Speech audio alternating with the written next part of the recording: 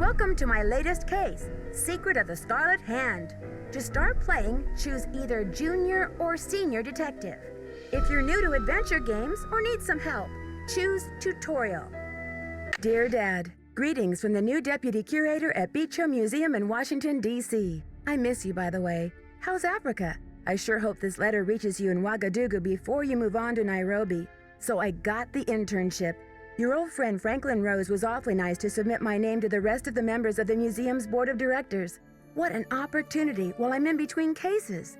As you probably know, the museum specializes in ancient Maya culture. My supervisor is going to be Joanna Riggs, a well-known archaeologist. Maybe you've seen her name in the news recently, in conjunction with the discovery of a strange Maya monolith. Apparently it's created quite a buzz among experts in the field. Well, Beech Hill plans to feature the monolith in an upcoming exhibition. Just imagine, this artifact has been buried for hundreds of years, and now it's going to be unveiled to the public for the first time. The museum is short-staffed at the moment, and they're expecting such a huge turnout that they've closed their doors to prepare. I can hardly wait to dig into this exciting project and learn how archaeologists and historians solve the mysteries of ancient cultures. I'll keep you posted. Love, Nancy. Nancy Drew, I presume. I'm Joanna Riggs. Welcome to Beech Hill. I was just checking the lock on this display case. This is one of the museum's most treasured pieces, a carving of King Pakal. Who is King Pakal? Pakal assumed the throne at age 12. Can you imagine? That was 615 A.D. He ruled for 68 years at the height of the Maya civilization. Is that jade? Yes, the Maya loved jade and used it for many of their carvings. There isn't another piece like this in the world, and it's priceless, which means I practically had to sell my own grandmother to get it. How did the museum acquire it? Leave it to Taylor Sinclair. He's a wizard when it comes to these deals. You'll meet him later. Now then, Nancy, you're coming on board at a critical time for Beech Hill. An exhibit of this caliber is not kid stuff. Franklin Rose assures me you're a real trooper, and I hope he's right because I'm not here to babysit. I don't care who your father is.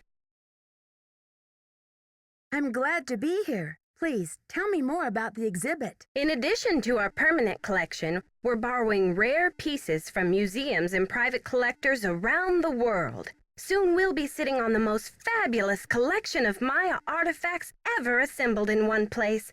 And now that we've scored the monolith, too, Beech Hill sera numero uno. This monolith, it's an important discovery? Yes, a hot young team of archaeologists, Americans and Mexicans both, dug it out of a cave near Palenque. Every curator from here to Siberia was trying to get a hold of it, but I'm the one who closed the deal. What does this monolith look like? It's a massive pillar of stone, nearly 1,500 years old, with Maya glyphs carved into it. We've installed it in the garden. Wait until you see it. How do you know it's 1,500 years old? According to Henrik, the monolith was made at the special request of King Pakal himself, but we don't know what its purpose was. Who's Henrik? Henrik Vanderheun, world-renowned expert in Maya hieroglyphics. He's the latest addition to the Beech Hill Brain Trust. I told him I don't even want to see his pointy Vander head till he's got a translation on that monolith. Pointy Vander head? Where was he working before? At the Chaco Canyon Cultural Center in New Mexico. Anyway, there's a list of tasks for you in the lab. Once you've knocked those off, we'll regroup. Shouldn't I have more training? Don't worry, you'll be in the swing of things soon enough. Go ahead and take a look around the museum. I'm sure you'll find the monolith muy interesante. Or just roll up your sleeves and hit the lab. Any last advice before I get down to business? Semper ubi sabubi.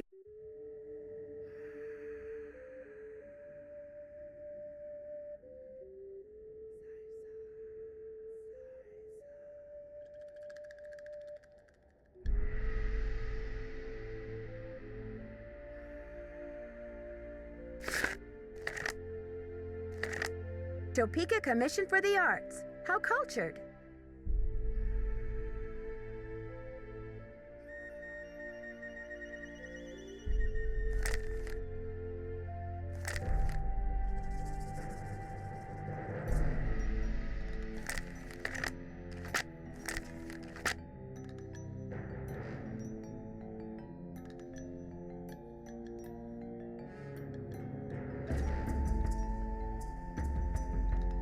the tasks coming along? I haven't seen the list yet. Well, get cracking. The last Deputy Curator was like a tempest in a teapot around here. Caused me nothing but grief. Who was this so-called Tempest? I'll tell you about Sonny's some other time. I've got work to do. Bye!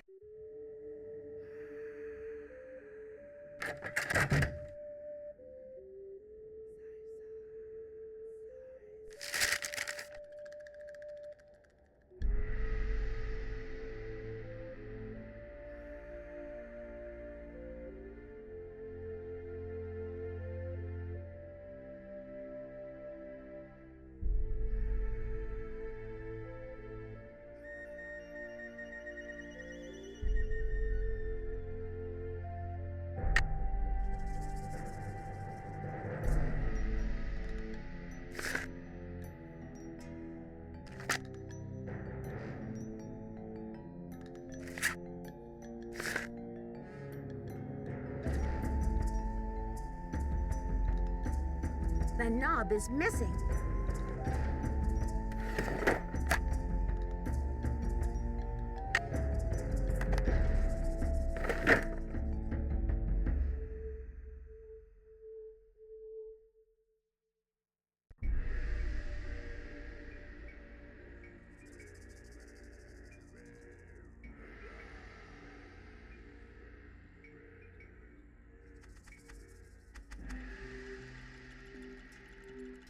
Topeka Commission for the Arts. That's the organization Prudence Rutherford works for.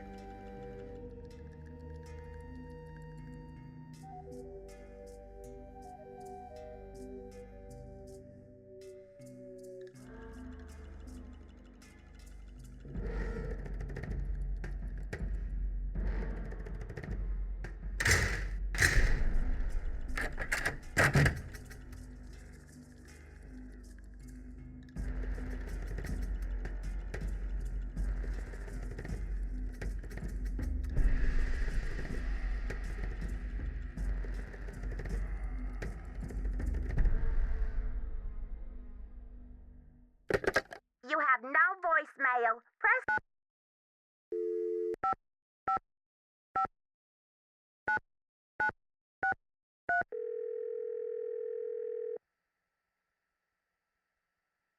Silvio's Curatorial Bonanza.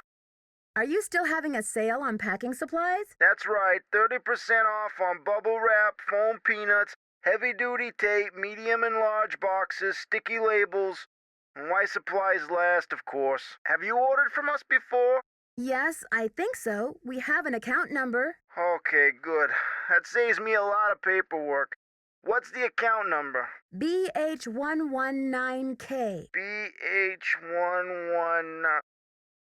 BH119K? Beech Hill? Are you serious? You sound surprised.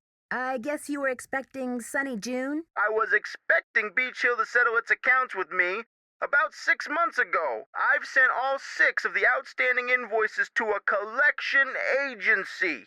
And you jokers won't get another packing peanut out of Silvio Jr. ever.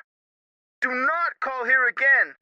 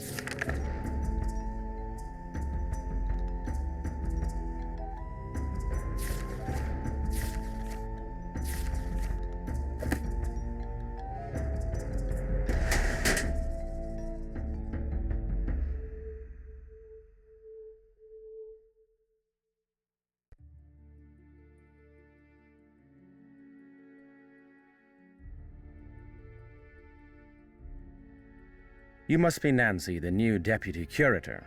I'm Henrik Vanderheun. Pleased to meet you. What are you working on? Just some light housekeeping. Huh? Housekeeping? Keeping artifacts clean is an important aspect of preserving them. Anyway, what can I do for you? Did you know the Deputy Curator who was here before me? Hurricane Sunny? I'm afraid I did. If he wasn't losing paperwork or setting off the fire alarm, he was cornering our visitors with his theory that the Maya were abducted by aliens. I'm afraid you'll be cleaning up his messes for a while. I'm not sure how to go about rearranging those exhibit narrations. It's really quite simple. Check out the Convermatic auto-narrator in shipping and receiving. You'll need some headphones. First determine which of the exhibits in the main hall could rightly be called Exhibit A. Change Exhibit A's narration number until you're seeing what you're hearing, or hearing what you're seeing, and it's all downhill from there. I'm supposed to order more packing supplies, but the company says they won't do business with us anymore. Does Beech Hill have bills it can't pay? No comment. But Henrik, how am I supposed to get this order taken care of? I hereby absolve you of that task.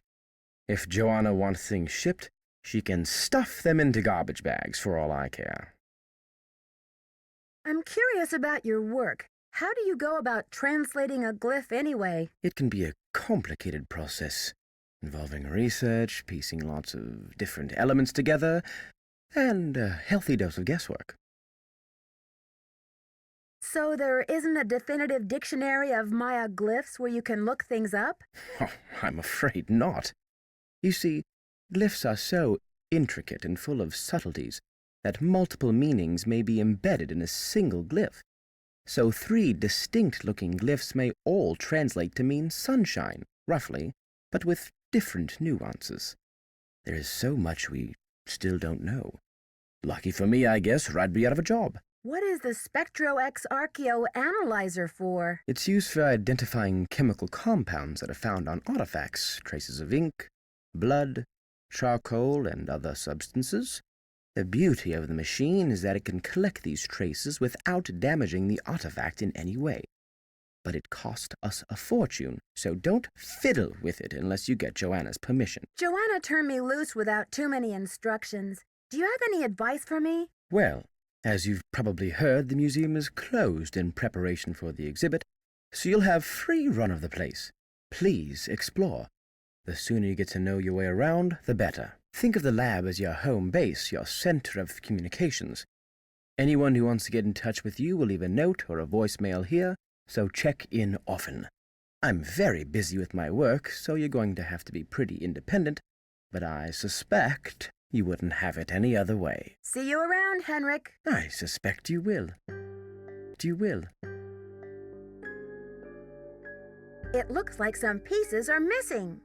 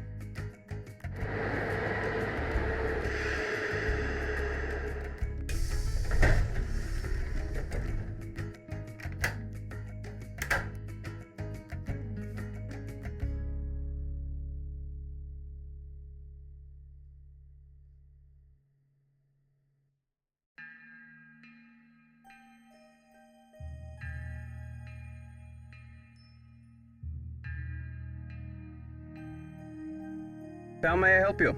Hi, I'm Nancy Drew, the new Deputy Curator over at Beech Hill. So, you're Joanna Riggs' newest pirate in training.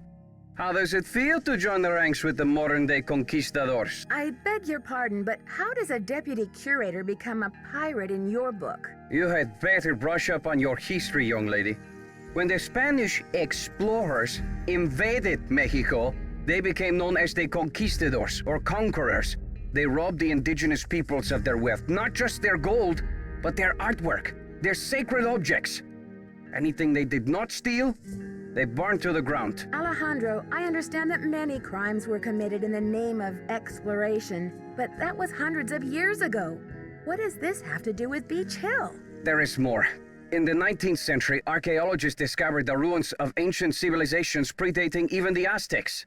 Many of the dig sites were robbed, and the stolen artifacts were sold off to art museums and collectors around the world. Today, finally, it is illegal among most civilized nations to remove an artifact from its native country. But sadly, there are thousands of precious antiquities with highly questionable provenance floating around the Western world. But Joanna only wants to display this artwork, to celebrate it, so the public will be able to enjoy it and learn about your people's great talents and achievements. If the American public wants to see our art, they should come to Mexico. What do you mean by questionable provenance? An artifact's provenance is the story of its origin and ownership. For example, how it made its way from a temple at Chichen Itza to a museum in Washington, D.C. If the artifact's provenance reveals that it has been stolen, then that artifact must be returned to the country of its origin. So the problem has been remedied, hasn't it? No, not at all. Provenance documents are often tampered with or forged to cover up the theft. Because of this, thefts continue and a great deal of art is moved on the black market, even today. Unethical art dealers and greedy museum curators do nothing to stop this. Are you suggesting Beech Hill is involved in these kinds of misdealings? If Joanna Riggs or that overstuffed pillowhead Sinclair had any decency, they would take measures to see that all Maya artifacts were returned to Mexico at once where they belong. And what if these measures are not taken? My country will have its due, Nancy, even if I have to begin reclaiming its artifacts with my own two hands. I see. Well, I should probably get going. Here are the changes to the loan agreement for the monolith. I just need your signature, please.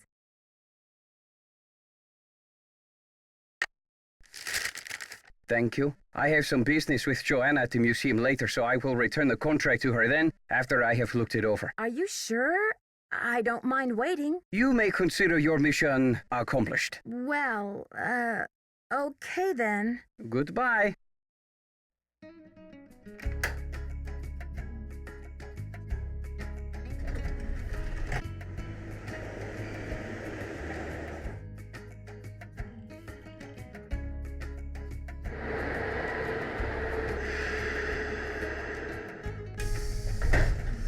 Good thing Franklin gave me the museum key.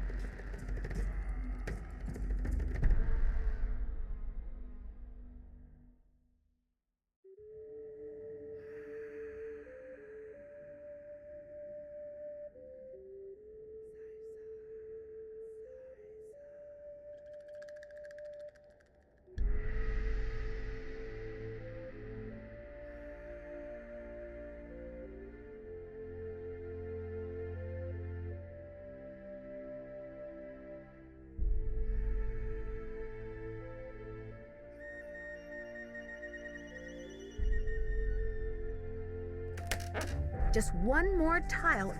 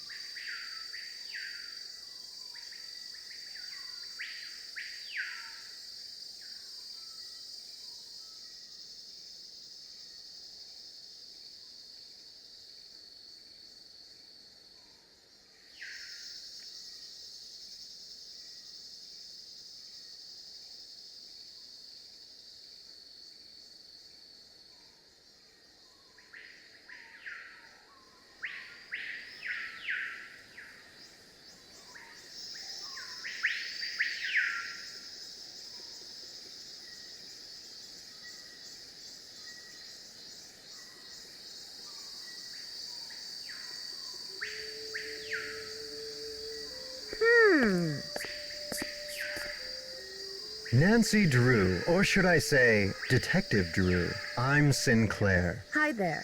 I guess you've done your homework. I was at a meeting with the BOD recently, and I caught wind of your appointment and your credentials.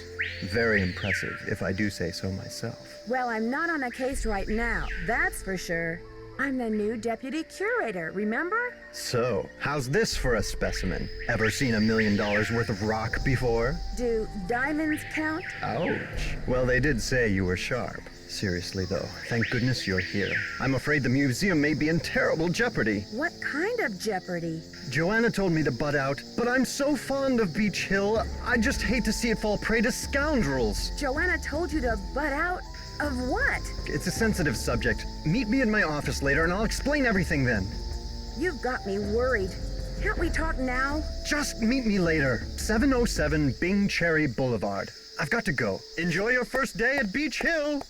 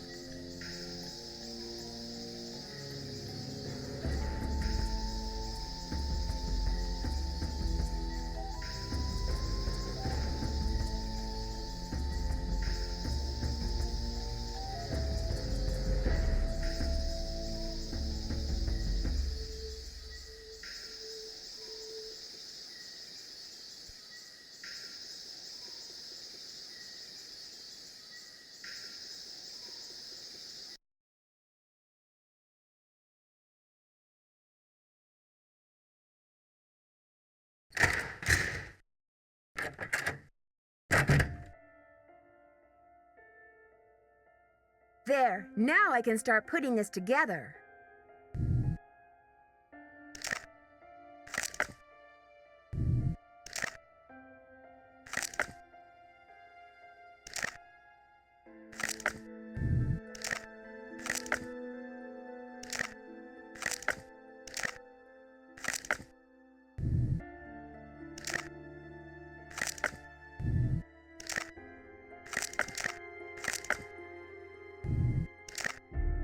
That's done.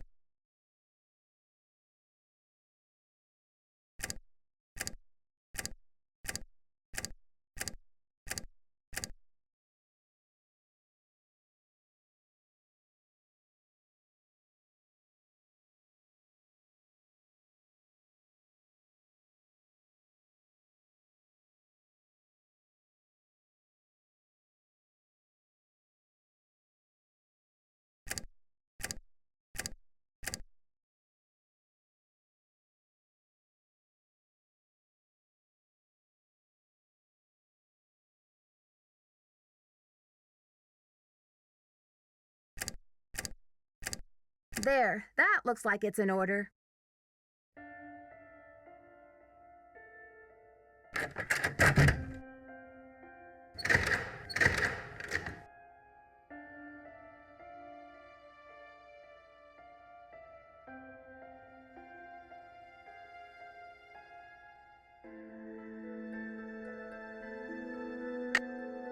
Archaeologists work in some of the most remote areas of the world. Ham radios are often the only means of contacting the outside world. HAM is an acronym for Handheld Amateur Radio.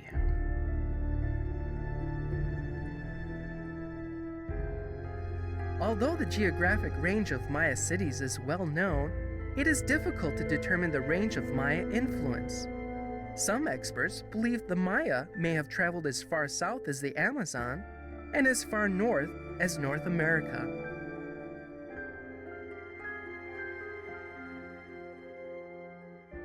Ceramic bowls, such as the one featured in this exhibit, may have been used as vessels for burnt offerings of incense or corn. This bowl was either dedicated to or used to supplicate the god of war, Balak.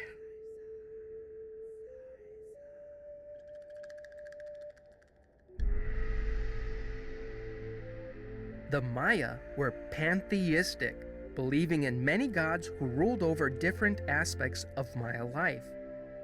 Chak was the god of rain. Ishel, goddess of the moon, presided over childbirth and basket weaving. Ahau Kin represented the sun.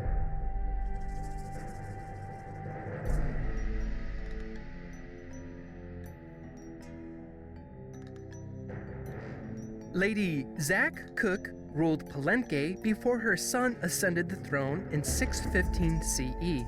Maya tradition required that the kingship be handed down from father to son, but Lady Zak Cook broke this custom by establishing herself as a deity. This gave her the power to justify the new royal lineage. Because his mother had been deified, Pakal often referred to himself as the first true king. I am Lord Pakal, ruler of the mighty kingdom of Palenque. All those who come before me witness my power. Lord Pakal is considered the most influential ruler of the Maya civilization. Cultural, scientific, and military achievement flourished under his reign. As with all Maya kings, very little is known about his personal life, since all written inscriptions dealt solely with public achievements such as wars, battles, coronations, births, marriages, and deaths.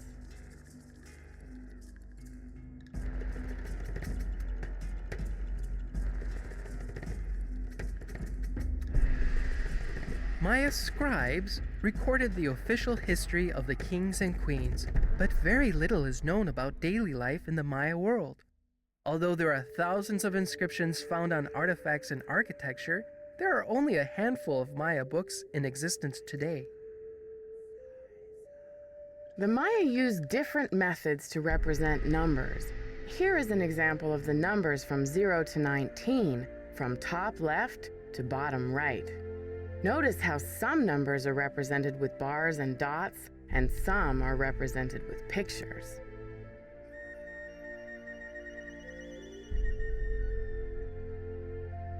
In addition to adorning themselves with jewelry and costumes, the Maya shaped their bodies to heighten their beauty.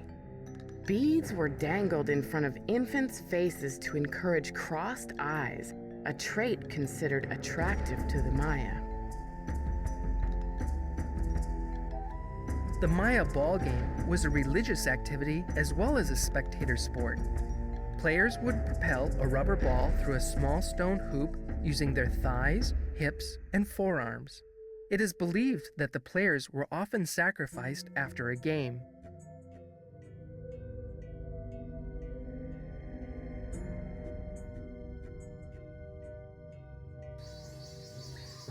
The date on this slab uses the Tzolk'in, or divine calendar, made up of 20 weeks each with a named day and 13 weeks each with a numerical day.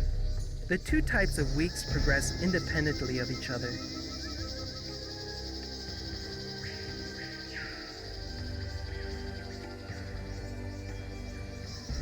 The four miniature gods clinging to the vision serpent are the headband twins, Hun Ahau and Balaam, and the twins of sacrificial dance, Chak, Shib, Chak, and the baby jaguar. The Maya were particularly fascinated with twins, and many of the Maya gods were paired together.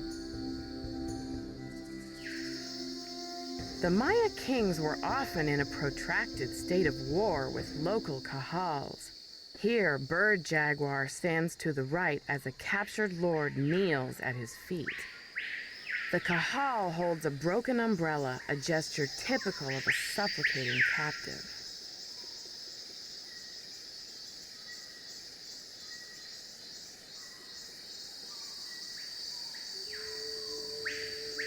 Interesting. Looks like this side is missing a part.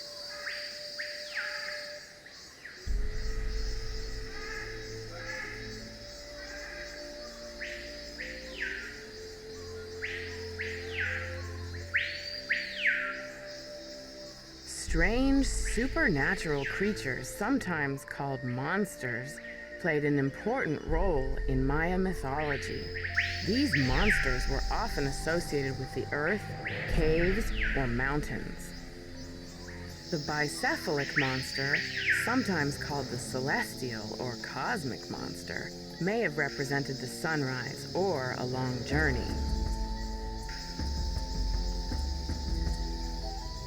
Ritualized bloodletting was a common practice among the Maya. In this panel, 3 captives wear garments associated with bloodletting. A variety of instruments including stingray spines, thorns, and bone awls were employed for this activity.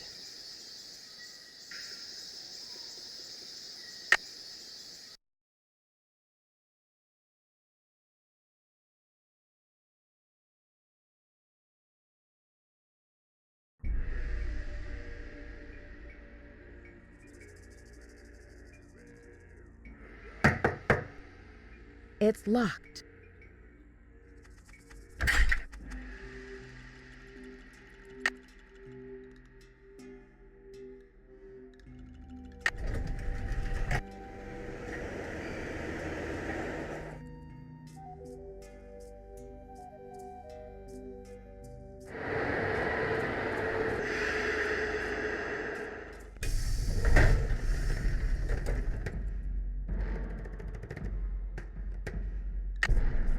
I need a disc.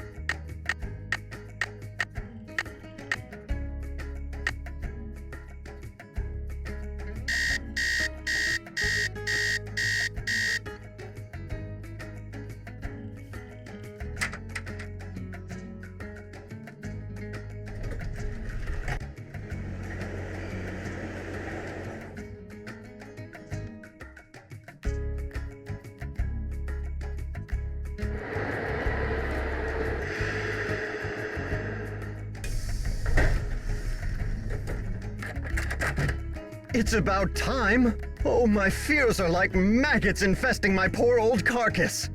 Want a cookie? They're from Oaxaca. Thanks, but I'm trying to cut back. Now, what's going on? The art world is being ransacked, Nancy. Prudence Rutherford, a major patron of the arts, had her fire ruby necklace stolen from her villa in Topeka. 2 weeks later, a whole display case full of rare Maya artifacts was heisted from a museum in New Mexico. Do you think there's a connection between the two thefts? Who knows? I'm just telling you, this community, our friends and colleagues, my people are being systematically trounced by thugs. Who's to say Beech Hill won't be next? You've got to do something. Does Joanna share your concerns? I've urged Joanna to approach the board about making some security upgrades, but she just keeps saying that the timing isn't right to ask for money. I understand your concern, but what can I do to help? We need your eagle eyes. We need your bat ears. We need you to sniff out the stink of trouble. I'll do my best, but it sounds like what you really need is a new breed of police dog. Don't play modest mouse with me. Okay, no more flattery. Hey, that's an interesting piece, there by your desk. Something tells me it's not a Maya artifact. How about that rubber shark? The artist's name is Poppy Dada. She's a teenager in South Dakota. The art world is going bananas over her stuff. I'll unload that one for some serious dinero. Is Poppy Dada her real name? I don't know.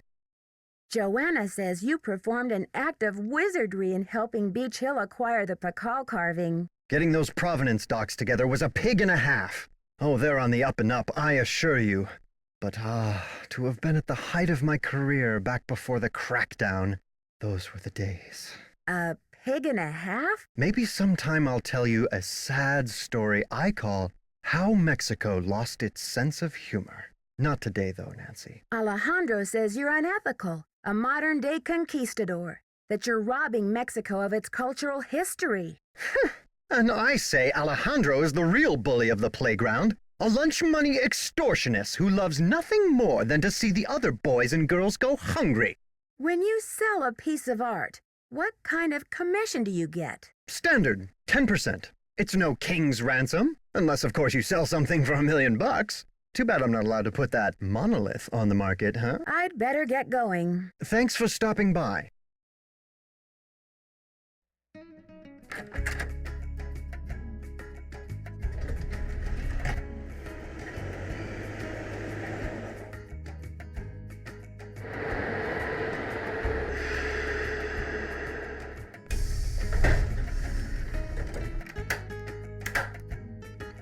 Buenos dias. Why did Mexico choose to lend the monolith to Beech Hill and not some other museum? Johanna Riggs outbid everyone. I had no idea a small museum like Beech Hill could afford such an expensive arrangement. Do you consider Henrik a conquistador, along with Joanna Riggs and Sinclair? Henrik is a student of my culture and my heritage, not trying to buy and sell it. We don't agree on everything, especially not baseball, but I have nothing against him. I should get back to the museum. Yes, you should.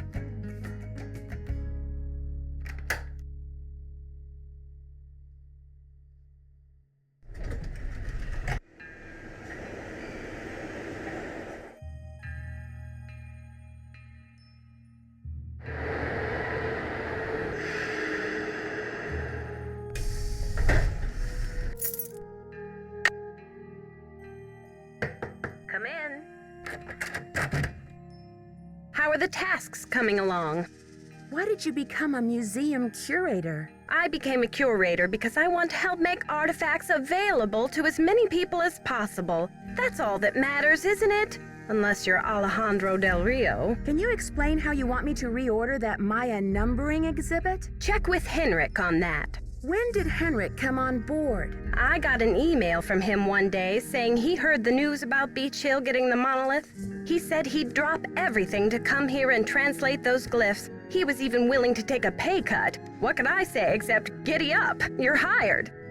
Do you think Alejandro would go to extreme measures, like stealing, to reclaim Mexico's artifacts? Who knows? I've got work to do. Semper ubi sub ubi.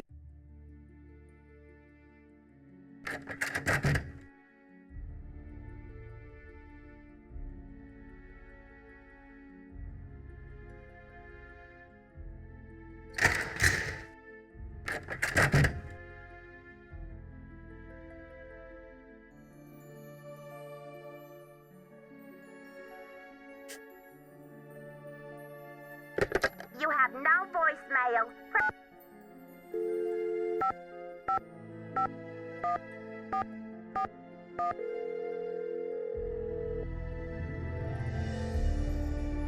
Boswell, Jackson, and Rose. May I speak to Franklin Rose, please? Who may I say is calling? This is Nancy Drew. Just a minute, please. Nancy, great to hear from you. How's the internship treating you? Are Joanna and Henrik showing you the ropes? So far, so good, I think. There's a lot of work to do before we launch this exhibit, but somehow we'll pull it off. Glad to hear you're settling in. I'm off to a meeting, but feel free to call me if you have any questions. I'm sure everything's going to be smooth sailing, Mr. Rose. Bye, kiddo.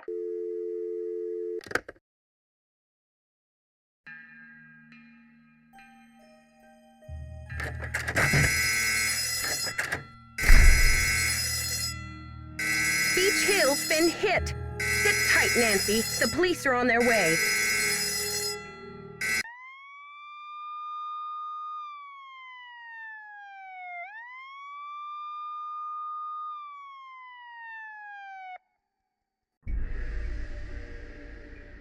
I should talk to Joanna before I touch anything.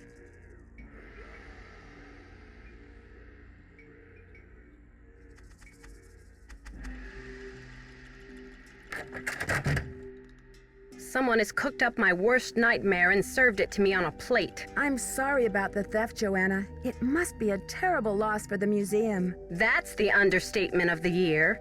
Did the police find any clues around the display case? The police took some samples for the crime lab, but they couldn't promise any overnight results. So if you want to put your little magnifying glass up to the scene, it's fine with me. What were their initial findings? Who knows? Right now, my priority is to get a move on this insurance claim. I've got work to do. Bye!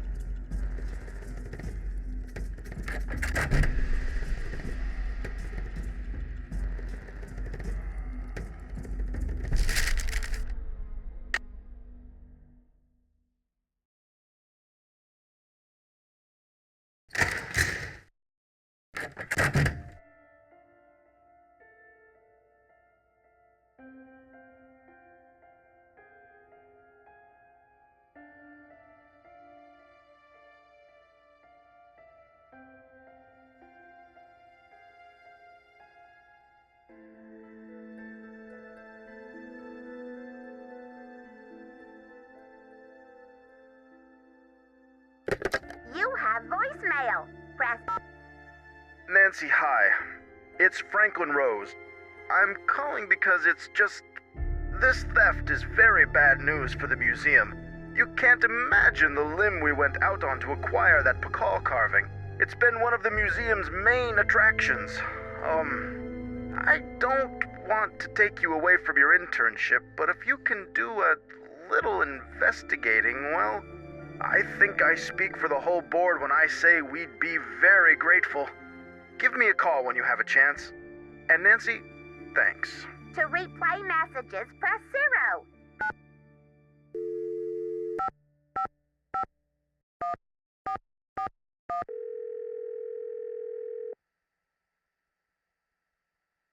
Boswell, Jackson, and Rose. How may I direct your call? This is Nancy Drew, calling for Franklin Rose, please. Just a minute, please. Nancy, hello.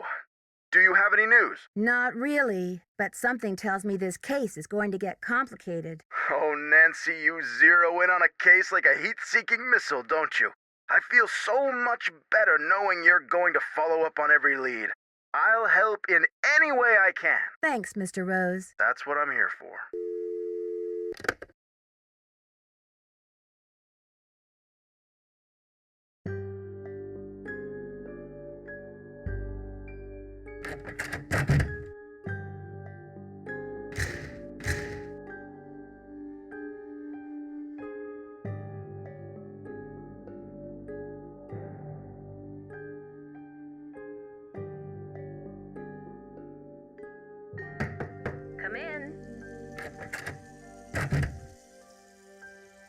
Need something? Have you seen Henrik? I found a piece of paper inside the Pakal display case. It had some glyphs on it and a print of a red hand. I'm hoping he can give me a translation. What am I, fish food? Henrik's not the only one around here who can read a glyph, you know. Sorry, Joanna. I thought I was supposed to go to Henrik with all my glyph questions. The police showed me the note. It said, "The magician suffers yellow death," whatever that means. Apparently, the thief just couldn't come up with the glyphs for "The Curator suffers flaming purple disgrace." I'm curious about the red handprint the thief left. Does it have any significance in Maya culture? Afraid I can't help you there. What I want to know is what the hand was printed with. It's obviously not finger paint. Why don't you do a little analysis on it in the lab? I haven't seen Henrik since the theft. Where do you think he could be? Who knows?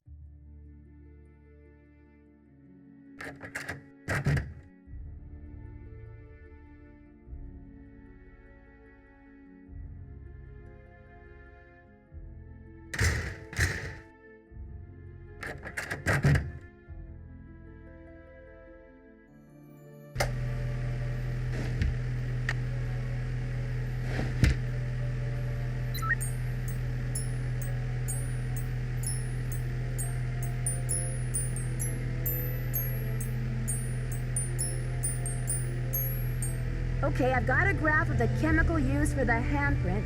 Now I've got to match it up with a known substance.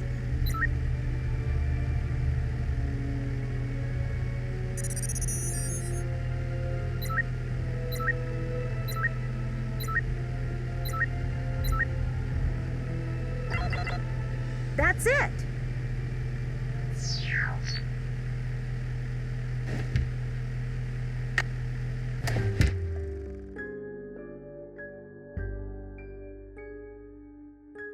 S stands for sulfur. According to this chart, Hg stands for mercury. So the handprint was made from mercury and sulfur.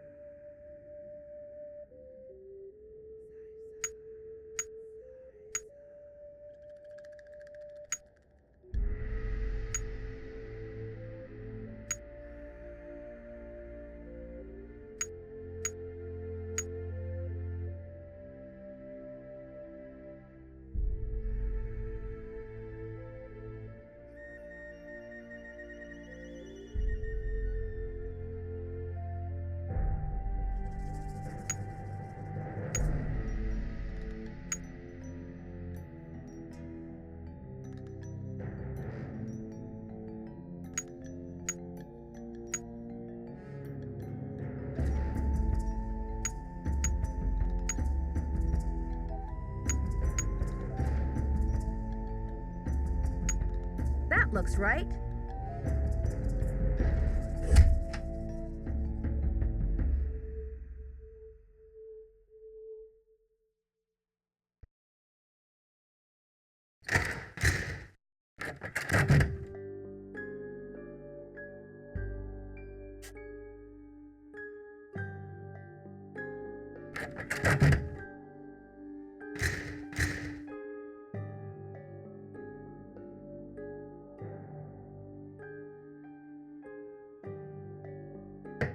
Come in.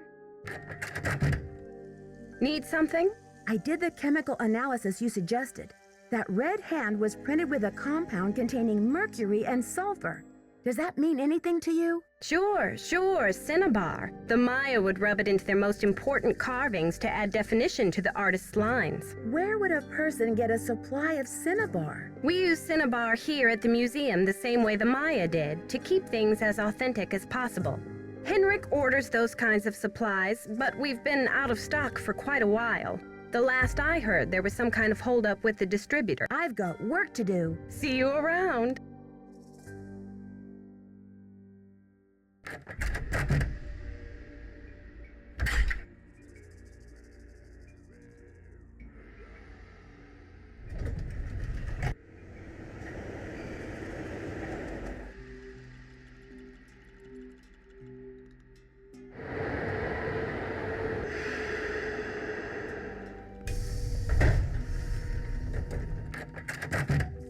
It's a fiasco, just as I feared. Oh, I'm sick about the whole thing. I see you've spoken with Joanna. I was in the museum when it happened.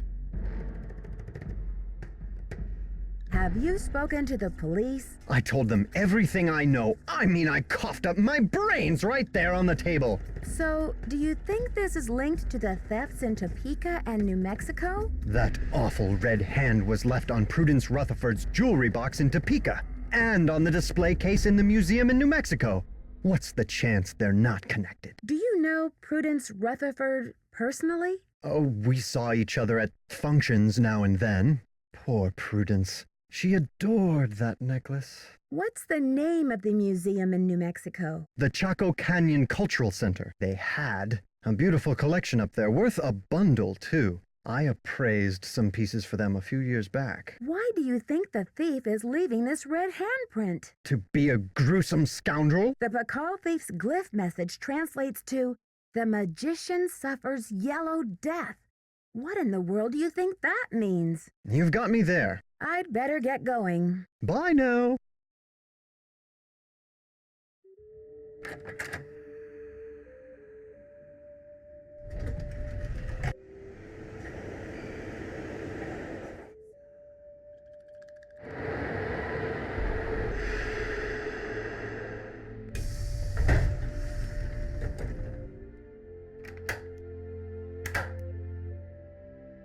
Hello, Nancy. Do you know much about Maya glyphs? You've got me there.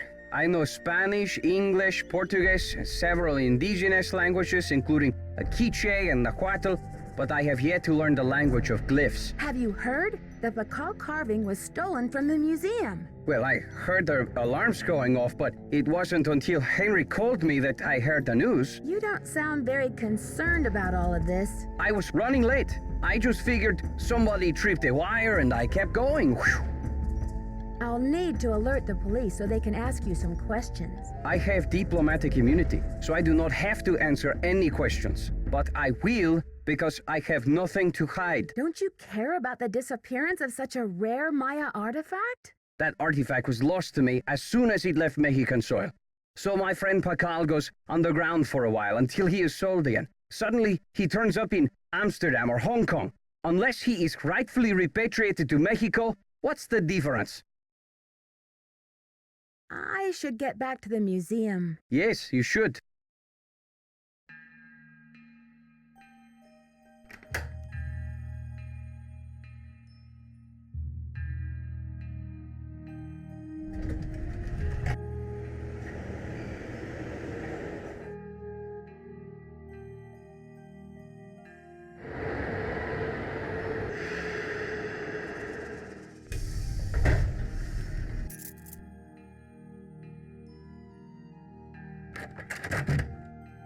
Need something? Apparently, a Topeka woman named Prudence Rutherford has recently been visited by a red-handed thief, too. Do you have any idea how I might get in touch with her? Afraid I can't help you there. I've got work to do. Bye.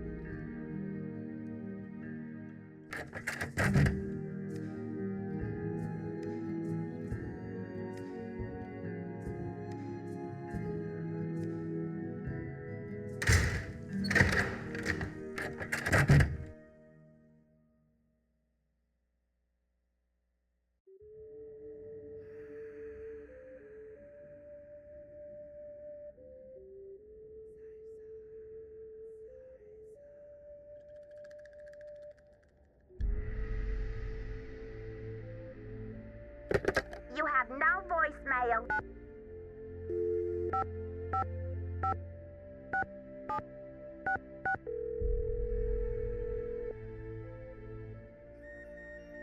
Keep it real. Max speaking.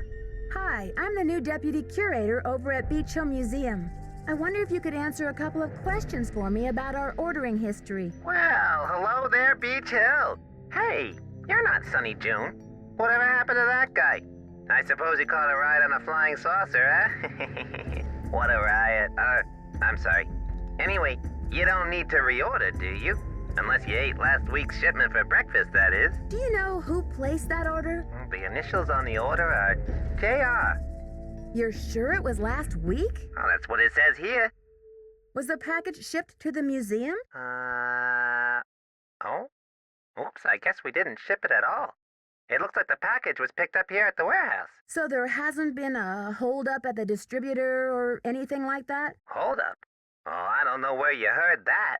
We've got enough mercuric sulfide in-house to sink a ship. Can you remember anything about the person who picked up the package? I sure can't. Guess I must have been at lunch or something. Well, thanks for your help. Sure thing. I hope there wasn't any problem with the stuff, was there? We only used the top-grade mercuric sulfide. Judging by the impression it left, I'd have to agree that the quality was fine. Well, you sound a little green in the chemicals department, if you don't mind my saying so. I hope you know that mercuric sulfide is highly toxic. Makes you crazy. Toxic? Oh, looks like I've got another call coming in here. You give us a call in about 4 months or so when you start to run out, okie doke? And don't forget to keep it real.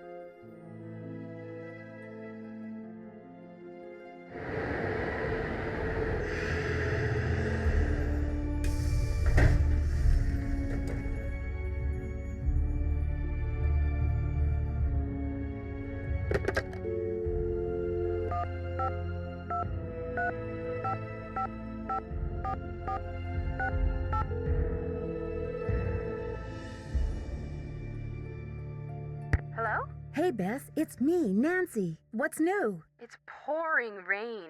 George and I are in the middle of a heated game of Go Fish, and I'm winning.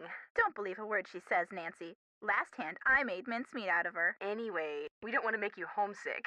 How's the internship going? Everything was going great until someone broke into a display case and stole one of the museum's most valuable artifacts, a jade carving of King Pakal. Who was King Pakal? He's considered one of the great Maya rulers. He reigned at the height of the Maya civilization. So what happened? Well, apparently the civilization was never quite the same after he died. No, silly, with the theft. What happened with the theft? Who are your suspects? Do you have any clues? Easy, ladies. Let's just say that so far, I have more questions than I do answers. But don't worry, I'm on the case. There goes your low-key internship. Honestly, Nancy, it never will cease to amaze me how one girl can cross paths with so much trouble. I don't know what to make of Alejandro Del Rio, the attaché to the Mexican consulate. What's his connection to Beech Hill? Right now, he's negotiating the monolith loan agreement between Mexico and the museum. And what's your confusion? Something to do with dashing good looks, I hope. Well, he is a little bit handsome, but he also seems very angry about all the Mexican antiquities his country has lost over the years. How have they been lost? They've been taken by explorers and archaeologists and smugglers. I guess the laws have only recently changed to protect Mexico's rights to its own antiquities. Well, it sounds like he has a legitimate gripe. Yes, but I got the feeling he would do just about anything to get an artifact returned to Mexico. What do you mean, anything? That's what I'm not sure of. Well, let's hope he's just a big talker and not a bona fide vigilante. Have you seen anything in the papers about Beech Hill getting the deal with Mexico to display the Palenque monolith? The who? The monolith. It's a giant block of stone recently excavated from a cave near Palenque in Mexico. Apparently it's a very big deal. They think it's 1,500 years old. So, have you seen it? This, monolith? Yeah, it's humongous. Must weigh a ton. Like how big? As big as a refrigerator? Maybe Bigfoot's refrigerator. Sorry, Nancy, but how would a person tell this monolith apart from, say, some other big rock? Well, for one thing, it has Maya glyphs carved into it. Glyphs? Pictures that represent words or ideas, also known as logographs. Joanna says the glyphs might be a message from King Pakal. What kind of message? We don't know yet. Henrik Vanderheun, Beech Hill's epigrapher, is working on a translation. Ever since the theft, I haven't been able to find Henrik anywhere. That's odd. Has anyone else seen him? If they have, they sure aren't telling me. Nancy, do you think he's the thief? I can't imagine that. Maybe he's just an accomplice. Maybe he loosened security somehow to make the thief's job easier. It's possible, but Henrik seems to care so much about his work. Why would he want to hurt the museum? Maybe he cares a little too much. She's right, Nancy. I'd give him the 3rd degree if I were you. Whenever he shows up again, that is. Taylor Sinclair and Alejandro Del Rio have both earned a place on my suspect list. Why? Both admitted to being in the building at the time when the alarm went off. Did they act defensive about it? Not really. They both act as though they have nothing to hide. Do you think they could be working together? Judging by Alejandro's opinion of Taylor, I highly doubt it. But then again, stranger things have happened. Yeah, like in the 10th grade when Bess turned purple in the middle of her class presentation on greenhouse gases.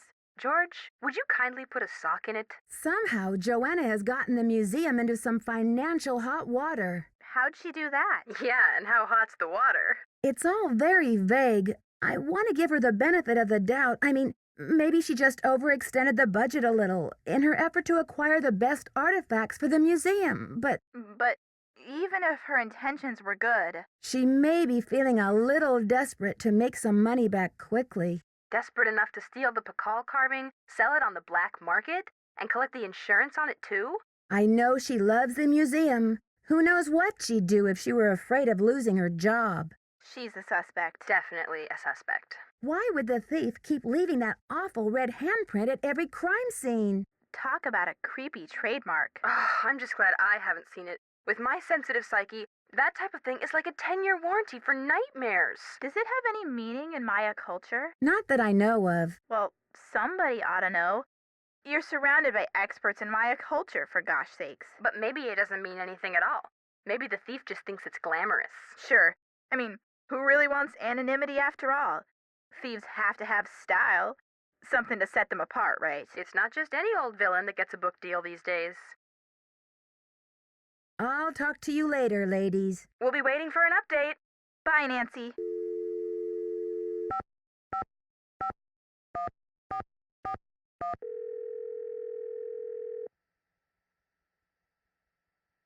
Boswell, Jackson, and Rose, how may I direct your call? This is Nancy Drew, calling for Franklin Rose, please. Just a minute, please. Nancy, to what do I owe the pleasure of this call? I need to contact a woman named Prudence Rutherford. I noticed she's on the board of the Topeka Commission for the Arts, and that they've donated money to Beech Hill. Any idea how I might track her down? Well, you're in luck. It so happens that Prudence and I sat on the panel of judges for the Kansas Speak No Evil Mime competition for 3 years in a row, back when I lived in Wichita. How's that for a small world? You judged a mime competition? Indeed I did. I haven't talked to Prudence in about 10 years. But let's see if I still have her in this old dinosaur of a Rolodex. Ah, yes, here we go. Got a pen? It's area code 785-555-7279. What's this all about? I think Ms. Rutherford had a run-in with a red-handed thief, much like the one who took the Pakal carving. Ha! You're a real pro, Nancy. Say, why don't I call ahead and let Prudence know what's going on? That way I can say hello, and she'll be expecting you. Now I think you're reading my mind, Mr. Rose. Thanks. Not a problem, dear.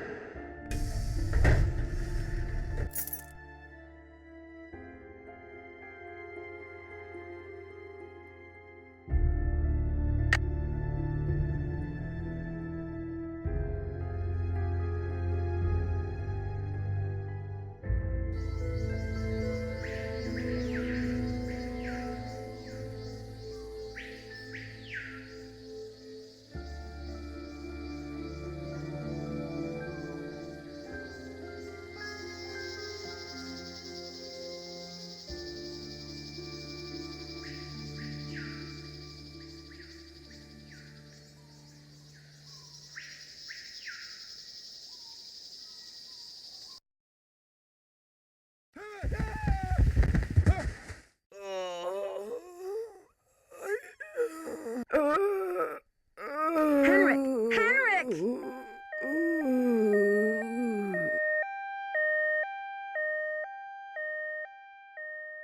Amnesia? Wow. Henrik must have taken a real nosedive off that pyramid. Do you think he just fell, Nancy? Or was he pushed?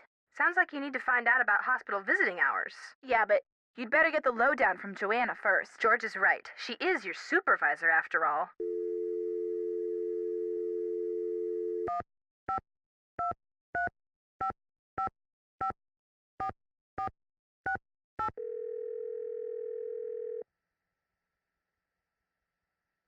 Hello? It's me again. Nancy Drew, you will never guess who the cat just dragged in. Who?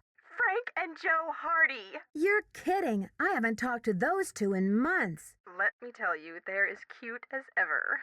George and I were just telling them about your latest case, and, judging by the way they're hovering around me at the moment, I think they want to say hello. Sure, put them on. Hi, Nancy, it's Frank. Frank Hardy, what in the world are you doing in River Heights? Well, Joe and I just finished up a case out west, and we're taking a few days to drive back to Bayport.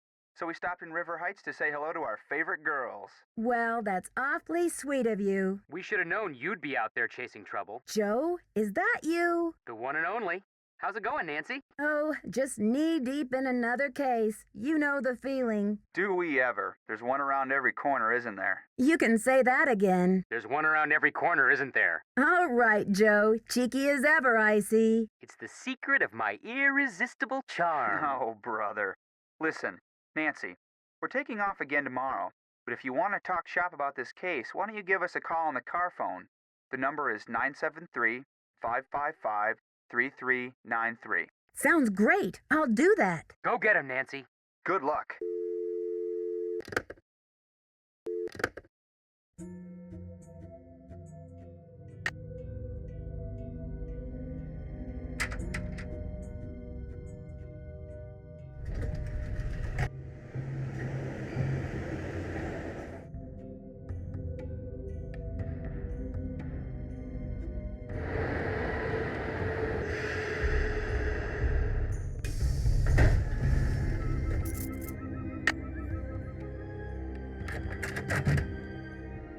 First the Pakal carving is stolen, and now my star glyph man bumps his head and forgets his own name? What's next, Nancy? Del Rio pulls the plug on the monolith, the board clams up on my funding, my mother posts my old prom pictures on the internet. Take it easy, Joanna. I'm sure everything is going to be okay. What I need from you right now is action, not commentary, Nancy. Will you follow up with the hospital and see if there's anything we can do to get Henrik's marbles back? I'll call right away. You can also pick up Henrik's mail if he gets any. Keep the lab in order and just try to help me keep the entire museum from going up in smoke. I've got work to do. Semper ubi sub ubi.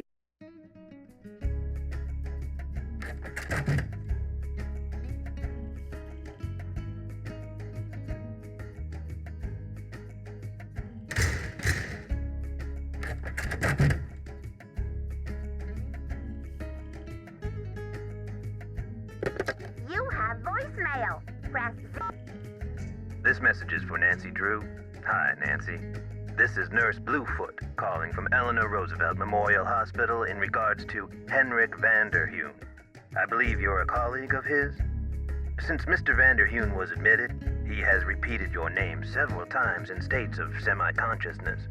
As we've been unable to contact any of his family members, we're hoping you might be willing to act as Henrik's support person as he begins the difficult process of restoring his memory. Please call me as soon as possible to discuss this. My direct line is 202-555-4000. Thank you. To replay messages, press 0. Press 9 for an outside line.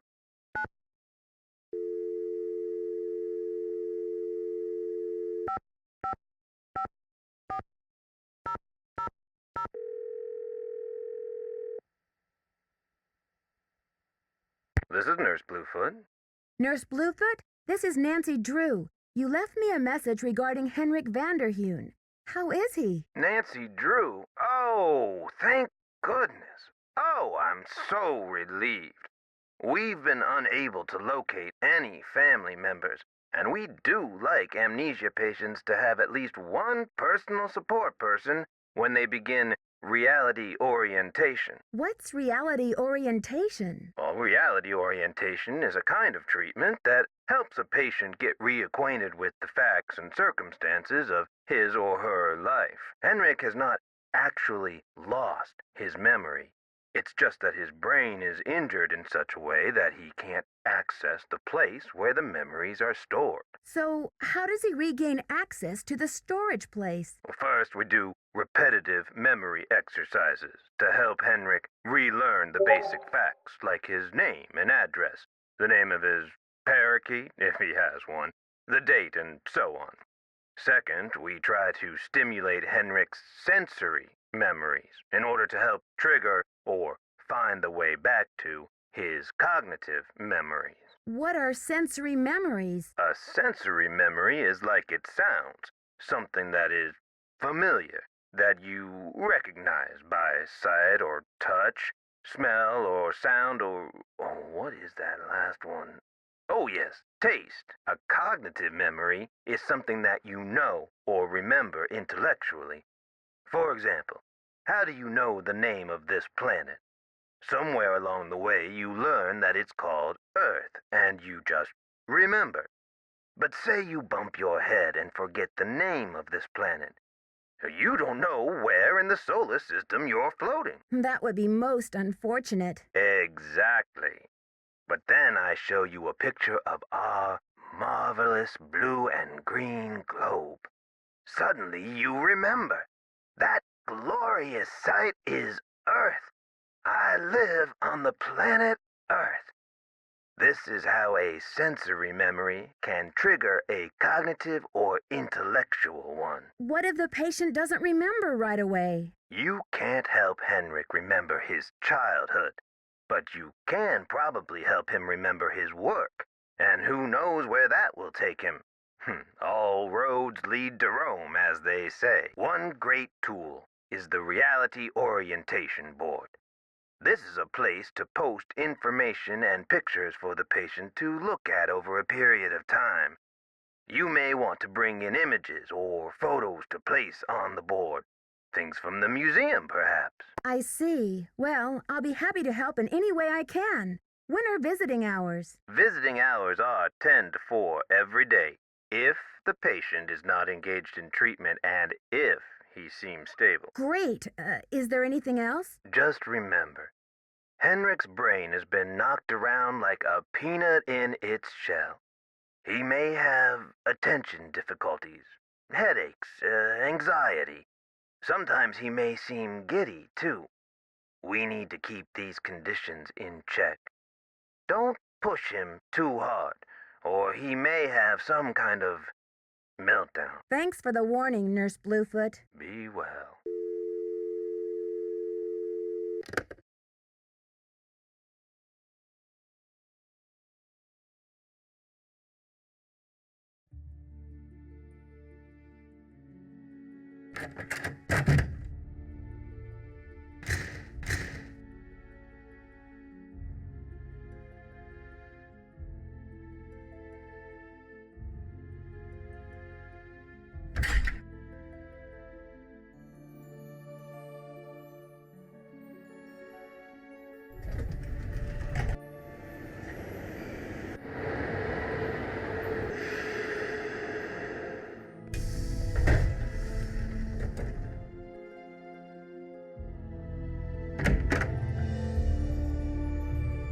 You look familiar. Is it time for my snack? Henrik, it's me, Nancy. You're looking very well. I'm here to help with your memory exercises so you can come back to Beech Hill as soon as possible. Beech Hill? Beech Hill is a museum here in Washington, D.C. The curator's name is Joanna Riggs. You were working there, and that's where your accident happened. Do you remember anything about the accident? Joanna Riggs. Is that the woman who called to pick my brain for an access code? Joanna called? What did you tell her? Where in my poor banged-up head would I be keeping access codes? I don't even remember my own birthday. So if you're here to squeeze me for details, you're wasting your time. According to Nurse Bluefoot, you haven't lost any data. Your brain just doesn't know how to locate certain things at the moment. We need to give it some clues. How, pray tell, do you intend to do that? I'll visit, we'll talk. Sometimes I'll bring you pictures. Pictures? Well, isn't this nice? Come on, Henrik. You'll feel much better once things start coming back to you. I've got a picture with me if you'd like to give it a try. Fine, I'll do it. Great. These are Maya glyphs, like the ones you used to translate. Now, don't be upset if you don't know how to read them anymore. I can tell you what they mean. I know what they mean, dear. I wrote them. Take it easy, Henrik. I know you're well-renowned in your field. You don't need to prove anything. The magician suffers yellow death. Do you think that's a curse? Your translator is sloppy. I should know. I am the author of the original work. You don't agree with the translation? That first glyph is the fool, not the magician. Furthermore, any decent epigrapher knows those glyphs refer to the infamous plague of oozing hives. A fitting curse for a fool, don't you think? I rather like it. Henrik, this note was found at a crime scene. Are you telling me you left it there? I don't remember. The Pakal carving is priceless and irreplaceable. If you stole it, this is your opportunity to come clean and return it to the museum. Who in the world is Pakal? Oh, my head. Oh, the pressure. I can't take any more today, Nancy. Okay, it's time for some memory therapy. Nancy, could you come back tomorrow?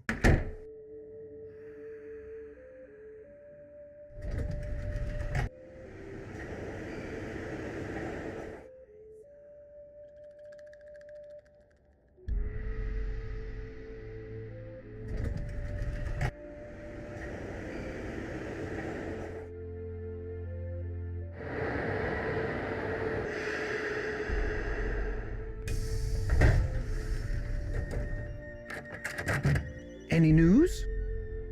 I need a photo of the Pakal carving. Do you have one? Joanna took the official print for her insurance claim, but I have a couple extras. Here you go. Keep up the good work.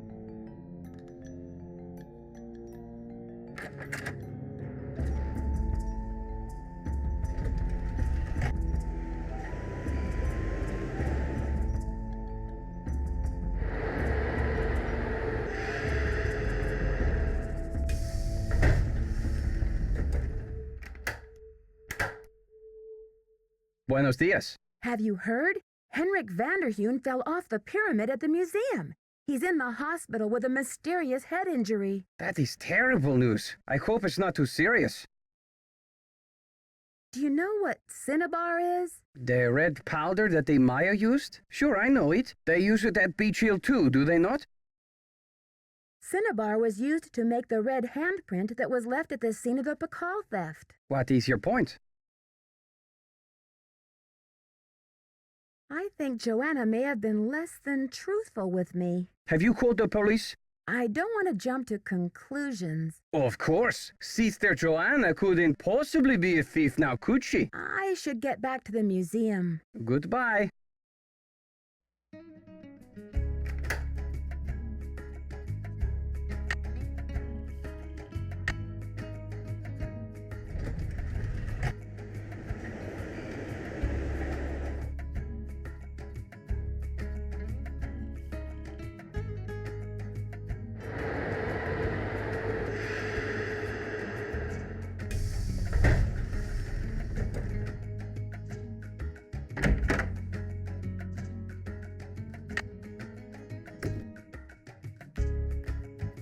Well, look who it is. Ready to do some memory work, Henrik? I brought you a picture. This will help you to remember. That face. He's as familiar as my own feet. Can you remember the last time you saw him? Pakal! Nancy, this is the stolen carving, isn't it? And I'm the one who took it. I must have. But why? Oh, Pakal! What could I have meant by this? If you're remembering correctly, this is a serious crime, Henrik. You've got to tell me why you did it. I can't remember. Easy, Henrik. The answers are in your head. You just need to find them. It's still in the museum. Are you sure, Henrik? Did you plan to sell the Pakal on the black market? To protect him. I had to protect him. Oh, Pakal! Something is going on at that museum, a devious plot. I was the only one who could stand in the way. Whose plot is this? Is it someone who's involved with the museum? Forgive me, Nancy, but when I woke up in this hospital bed, I didn't even know my own name. Perhaps the only thing I can offer you is this key. It was found in one of my pockets when I was brought in. Do you know what lock it belongs to? I haven't a clue. Take the key now, Nancy. Find out what it opens and return to me, please, with some answers. We'll get to the bottom of this, I promise. In the meantime, I'll sit with my friend Pakal and see if he will tell me anything new. You must keep this to yourself for now. It's your only hope of getting to the bottom of this. Do you know anything about the theft of Prudence Rutherford's necklace? I can't remember. Did you use Joanna's name last week to place an order for Cinnabar with Keep It Real Restoration? You're asking the wrong amnesiac. Do you have anything against Joanna? Who knows? You rest up. I'll be back. I'll do my best.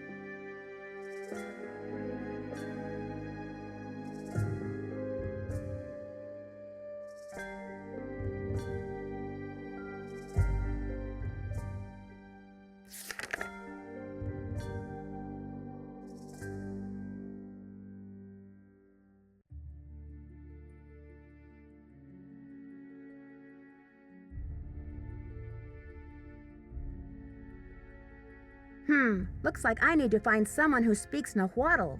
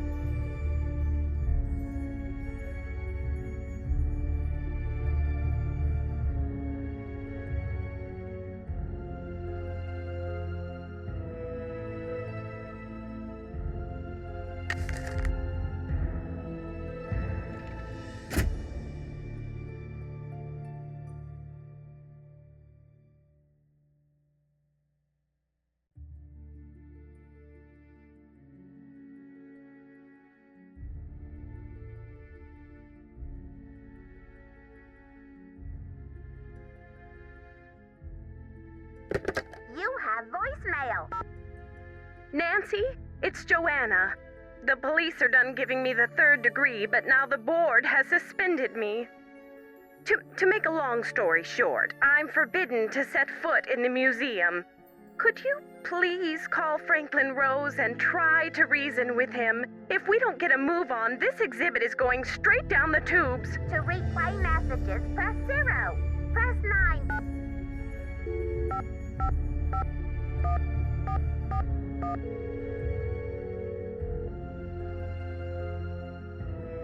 Boswell, Jackson, and Rose, how may I direct your call?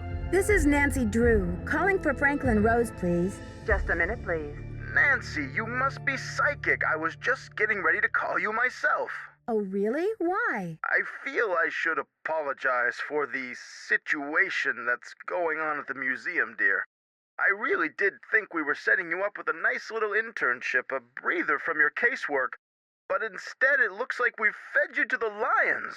Don't worry, I'm used to it by now. And after all, this situation is no more treacherous than my recent attempt at a ski vacation in Wisconsin. Anyway, about Beech Hill. I think I know what you're going to say, Nancy. Let me be frank. Joanna Riggs has been in the doghouse with the board for months. Her thirst for acclaim has led her to gamble the future and the reputation of Beech Hill time and again. Now that we've lost the Pakal carving, one of our most notable pieces, well, she's just got to be stopped. But with Henrik in the hospital and Joanna suspended, how can we possibly get this exhibit off the ground? Leave that to me. We'll postpone the opening if we have to. Look, I've got a client waiting, Nancy. What we need now is for you to take up the slack.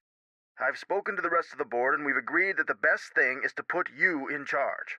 Oh, Mr. Rose, I'm not qualified to be a curator. I don't have the experience. Maybe not, but you are the best qualified detective I know, which is just what we need right now. We're counting on you to catch this thief red-handed. Ha ha. Just kidding, kiddo. If you can get the Pakal back, we'll see about giving Ms. Riggs another chance. That seems fair, doesn't it? It's a deal, Mr. Rose. Bye, kiddo.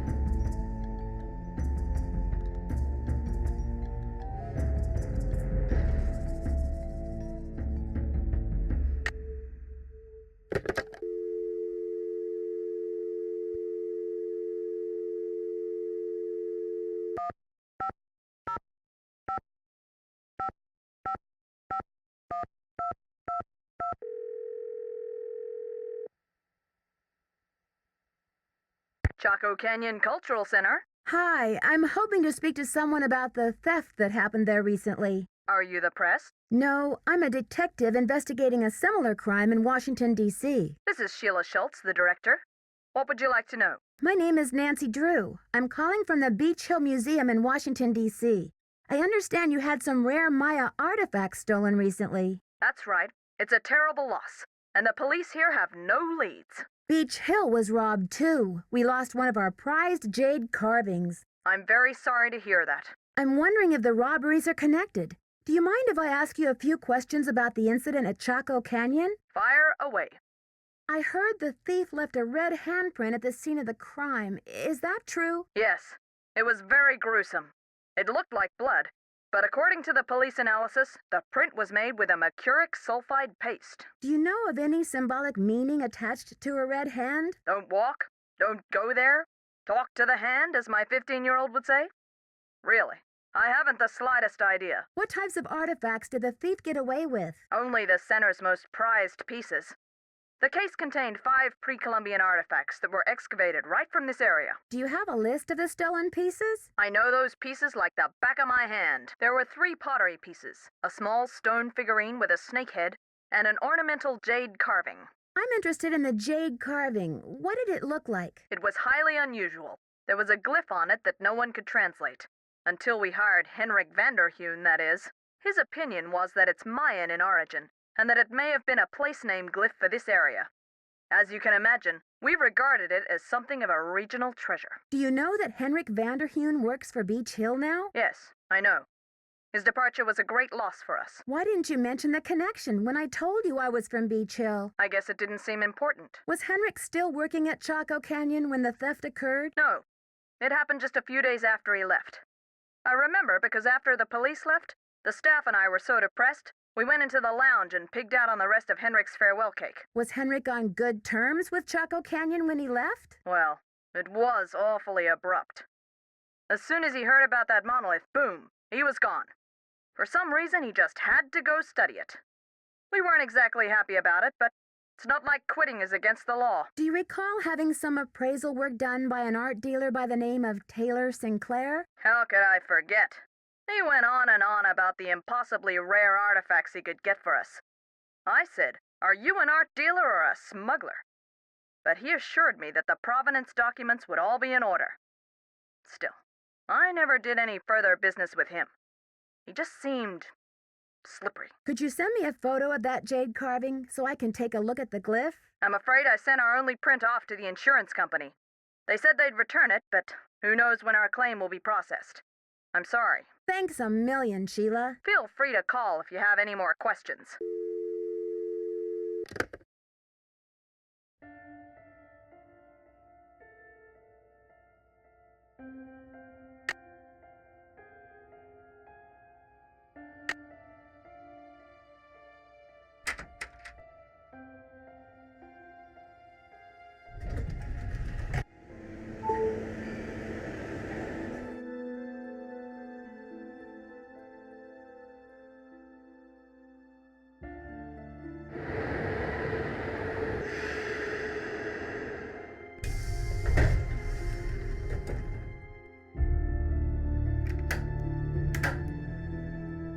Buenos dias. Have you heard? The police received an anonymous tip, and they're considering Joanna a prime suspect in the Bacall theft. They've taken her in for questioning. I called in that tip. She lied about the Cinnabar, and you may not know this, but she has jeopardized the museum's finances with all of her wheeling and dealing. Why should she not be questioned? How did she jeopardize museum finances? I am not at liberty to say. I need to know the Nahuatl word for snake. Can you help me? What do you need that word for? I'd rather not say. It's part of my investigation. Now, if only I could remember the word for snake. I hear you have been a great help to Henrik. I wonder if you can help me improve my memory too. What are you talking about, Alejandro? I am almost certain that the provenance documents for the Bacall carving were falsified. I have asked Joanna to see the documents, but she evades me. If you can find that file in her office and bring it to me, I think it might help my memory of Nahuatl a lot. What makes you think they were falsified? In Mexico, it is common knowledge that the carving was stolen from Pacal's tomb when it was first excavated. But no one has been able to prove it. If I can determine that the provenance documents are a fraud, this will be the first major step toward legal repatriation of the artwork, whenever and wherever it resurfaces. Okay, Alejandro. I'll see what I can do. I feel my Nahuatl coming back to me already. Do you know what Sihuapili means? Princess or lady. Now, if only I could remember the word for snake. I should get back to the museum. Adios, Nancy.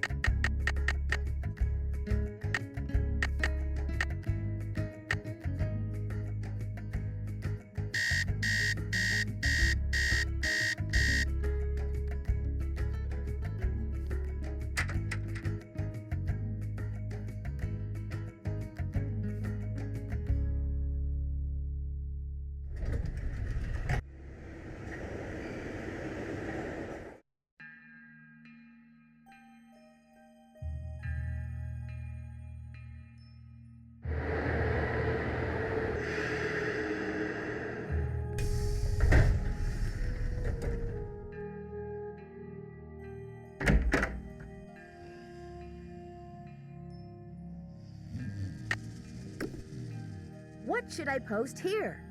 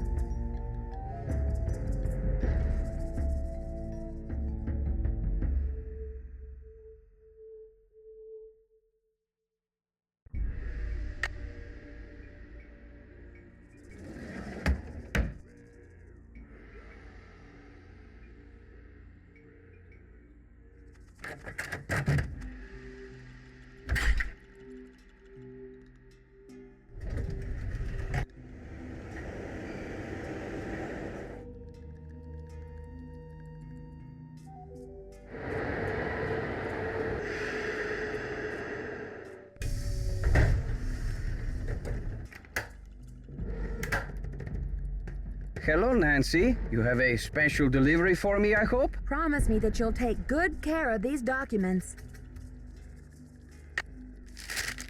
Good work, my friend. I suppose you would like something in return? I trust your Nahuatl has become fluent again. The Nahuatl word for snake is coatl. C-O-A-T-L. Muchas gracias. Gotta go. Adios, Nancy.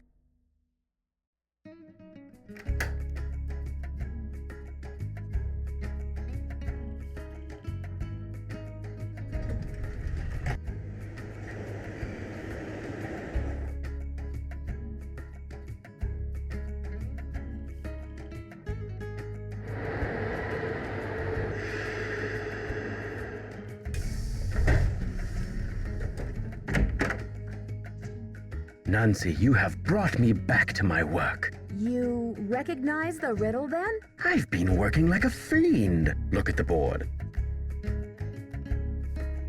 There's Henrik's password. This has something to do with the plot at the museum, Nancy. I'm sure of it. Who is this whisperer of silent secrets? The whisperer came from a distinguished line of royal scribes. I can't seem to remember her name, but I do recall that she wrote an account of Maya history that greatly angered Pakal because of the way it depicted his ascent to the throne. How did Pakal wish to be depicted? From the age of 12, when he came to the throne, Pakal claimed to be divinely appointed the first true authentic king of the Maya. Then the whisperer came along and wrote that Pakal was only king because his mother pulled some strings. It was quite a blow to Pakal's image. So he put her in a stone prison? Pakal swore that the whisperer's words would never see the light of day. He put her body, her soul, and her writings all in a tomb and locked it up tight. Wait, Henrik, a prison of stone? We're not talking about the monolith, are we? That's the idea. Does anyone else know about this? Good question. I'm certain that there's a dirty rat trying to get into that tomb. This is where my memory fizzles out. If I could only figure out why I took to Pakal. Do you think there is anyone I can trust? Please don't breathe a word of this. There's too much at stake. One of the pieces that was stolen from the Chaco Canyon Cultural Center was a jade carving with an unusual glyph on it. Do you remember translating it? I can't remember. Have you ever been part of a smuggling racket? I don't know. Can you tell me what the password is to your disk? You're asking the wrong amnesiac. You rest up. I'll be back. Be careful.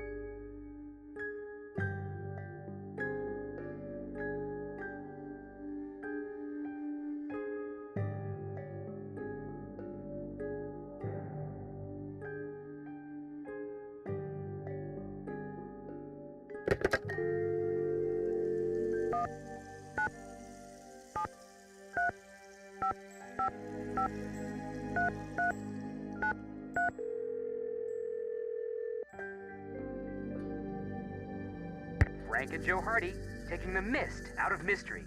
Joe here. That's pretty cute, Joe. Can you come up with a slogan for me, too? Hey, Nancy. Hold on while I put you on speakerphone. You still there? Yep. Hi, Nancy. You got access to both of our brilliant minds now. So how's the case coming along? I'm sort of stumped by the riddle that Henrik translated from the monolith. Nancy Drew stumped? I find that hard to believe. What's the problem? Well, it seems like opening the tomb and breaking the curse are the same thing. Oh, sure, but how does a person pull that off? It has something to do with putting these 6 keys together. But there's this other part that says, when the first king, that's Pakal, ascends the throne again. I hate to say it, but isn't it a little late for that guy? I mean, hasn't it been like 1,500 years? You just don't jump back on the throne after a hiatus like that. You're being too literal, Joe. It must have something to do with a date, don't you think, Nancy? I mean, when did Pakal ascend the throne the first time around? I don't know off the top of my head, but the information must be in the museum somewhere. I'm gonna say June. Sometime in June. That's the traditional month for throne ascensions, isn't it? First of all, kid brother, June is the traditional month for weddings. And second, the date is not going to be in our Gregorian calendar. It's going to be a date on the Maya calendar, which has a whole different structure. Frank, you are my #1 favorite know-it-all. I need to contact people at a dig in Honduras by ham radio. I think they might be smugglers. Well, ham radio is one of the tools of choice in the smuggling business. Nancy, I bet you'll get to talk to them on Morse code, too. Dot, dash, dot, dot, dash. It's like being a spy. And we all know the only thing better than being a detective is being a spy. Well, doing business with smugglers is not exactly my idea of fun, but I don't have much choice. What do you need from them? They've got one of the artifacts I need to solve this case. I'm going to use Henrik's code words to get them to send it to me. Cool. Talk to you later, fellas. Later, Nancy. Bye.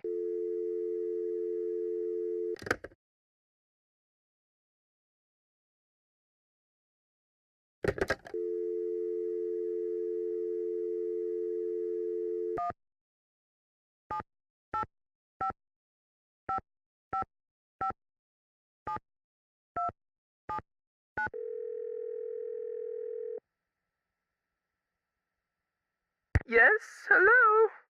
Hi, this is Nancy Drew, calling from Washington, D.C. I'm trying to reach Prudence Rutherford, please. Oh, yes, Franklin told me you'd be calling. Such dreadful news about Beech Hill. I will do everything in my power to help you catch those rapscallions. To think how they violated the sanctity of my domicile. Good heavens! I'm sorry to hear about your loss. What can you tell me about the necklace? I can't even think about it. Oh, just the very thought of my precious necklace gone, stranded, orphaned, and in the hands of some dirty stranger makes my blood boil. Was the necklace a gift? I inherited it from my mother-in-law. But you see, the necklace means much more to me than just a handful of priceless rubies. More?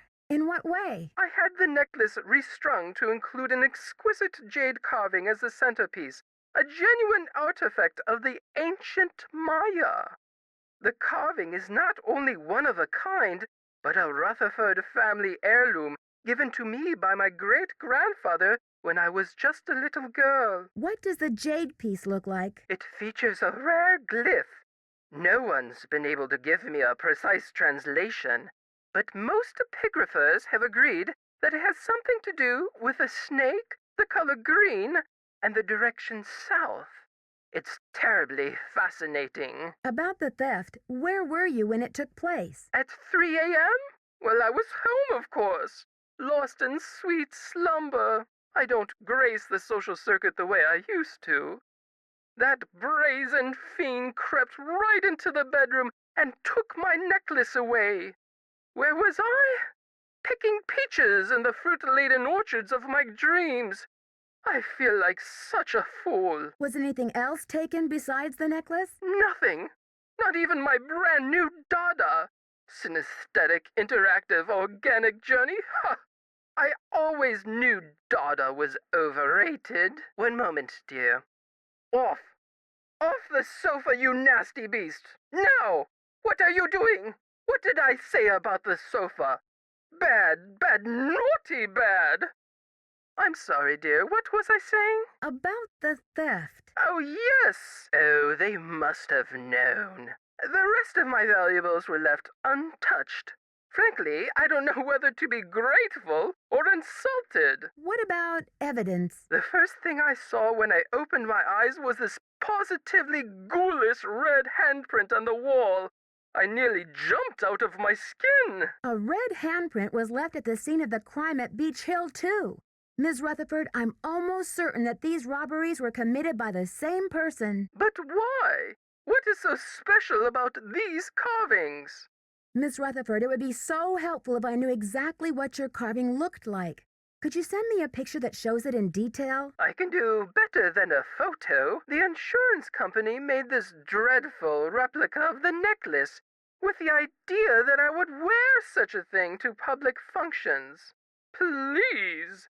But I could send that to you if you'd like. Oh, that would be wonderful. How soon could you have it here? You'll have it tomorrow or the next day. My secretary will have the address of the museum.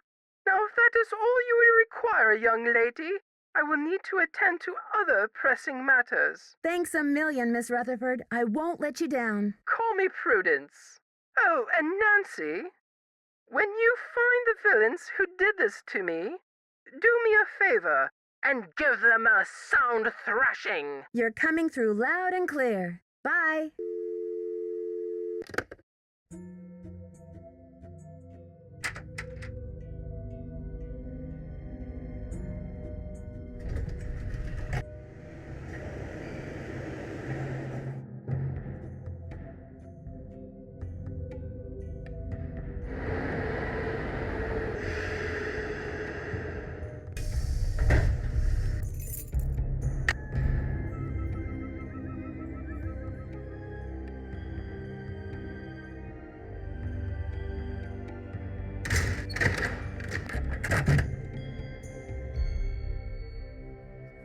The radio tube went out.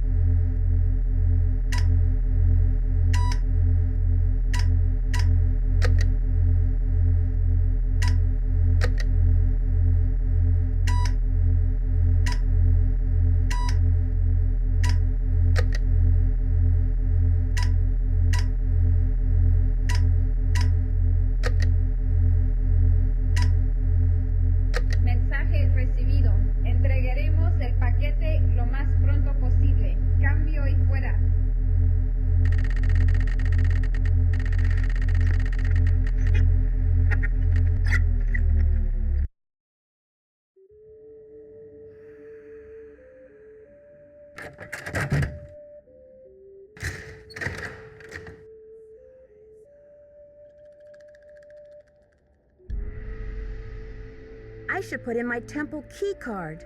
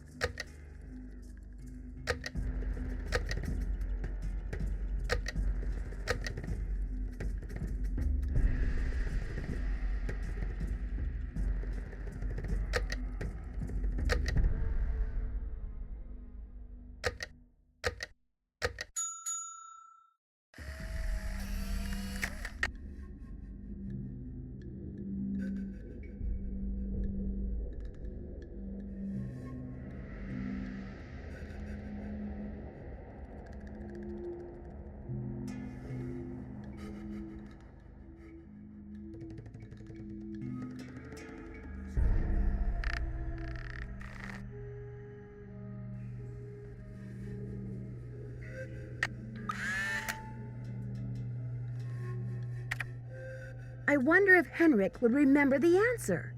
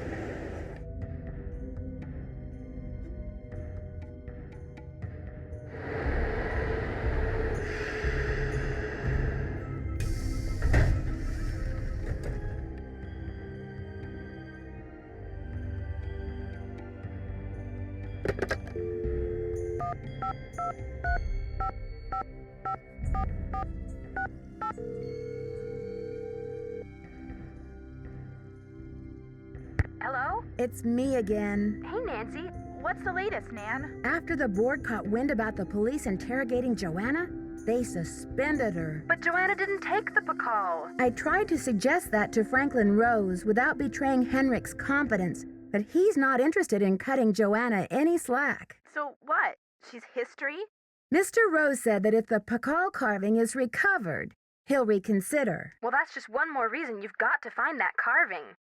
Yeah.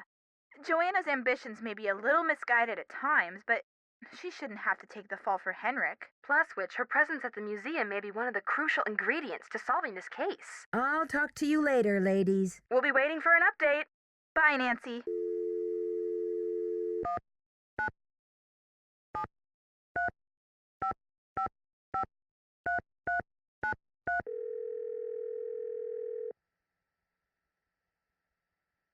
This is Joe. Hey, Joe, it's Nancy. Hey, Nancy. I've got that slogan for you. Are you ready? Of course. Nancy Drew, the ace in every case. Catchy. I'll make a real impression on my suspects with that line. How's the case going? Talk to you later, fellas. Later, Nancy. Bye.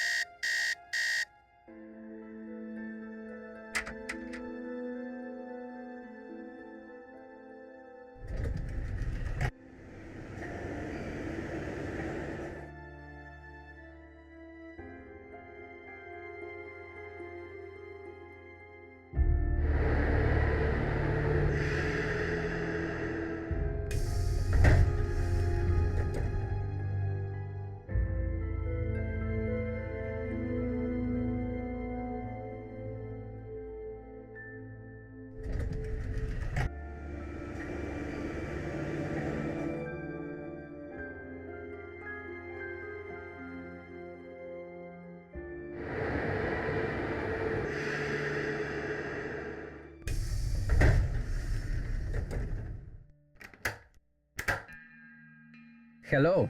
I should get back to the museum. Adios, Nancy.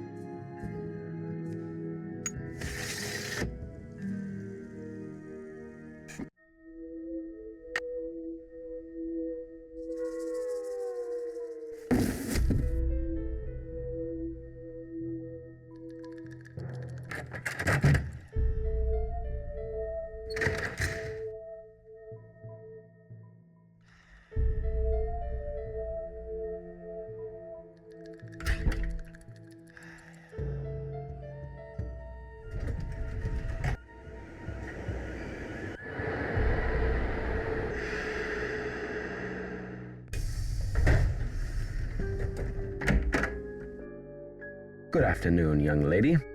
This is a long shot, but do you know what animal Pakal was afraid of? You're asking the wrong amnesiac. Henrik, I received a note from your friends in Copan. I've got the Copan Fool key. I still need the Pakal, though. How's your memory? The tomb. Nancy, I hid the Pakal carving in the replica of the Pakal tomb at the bottom of the temple exhibit. Huh, now how did I think of that? And another thing, you'll need to get past that computer quiz. Sonny set it up with an impossible question. No one knows what Pakal was afraid of, but Sonny was petrified of the Coatamundi. It's an ornery bandit with a narrow snout and a long ringed tail, much like a raccoon or a polecat. According to your notes, Pakal made a 6-part key to the Whisperer's tomb and scattered the pieces around the world. Do you remember anything about this? 6 keys? 6 keys? 6 keys! Nancy, what are the 4 corners of the world? North, south, east, and west. Plus the first king, Pakal himself, and the Copan Fool. When they're all assembled, they open the tomb. Don't you see? This is why I stole the Pakal, to prevent some other schemer from putting the key together. Do you think I should alert the police? You must keep this to yourself for now. It's your only hope of getting to the bottom of this. You rest up. I'll be back. I'll do my best.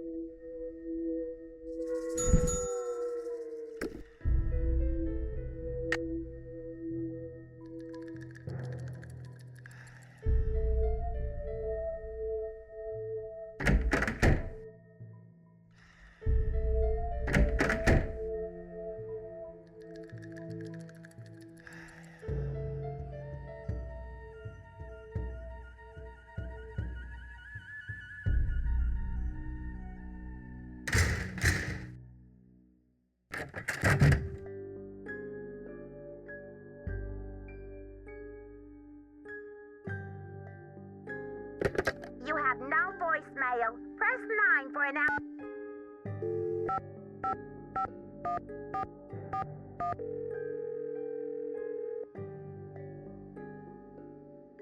Boswell, Jackson, and Rose.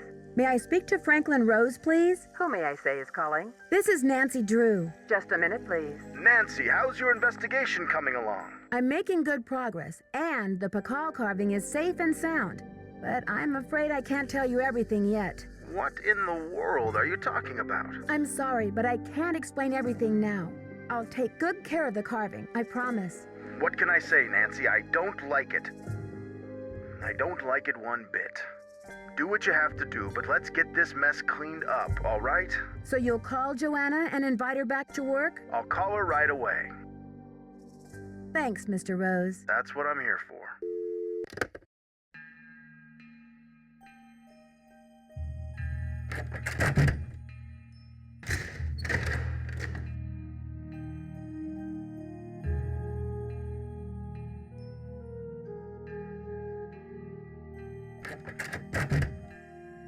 Thanks for clearing my name, Nancy. Honestly, I mean, what kind of moron would I be to try and ruin my own exhibit? Anyway, we need to make up for lost time. I need you to go to the storeroom and start unpacking some of those crates. One of the pieces has a fancy security device on it. The code is 0677. Sure thing, Joanna. I'll see you later. Semper ubi sub ubi.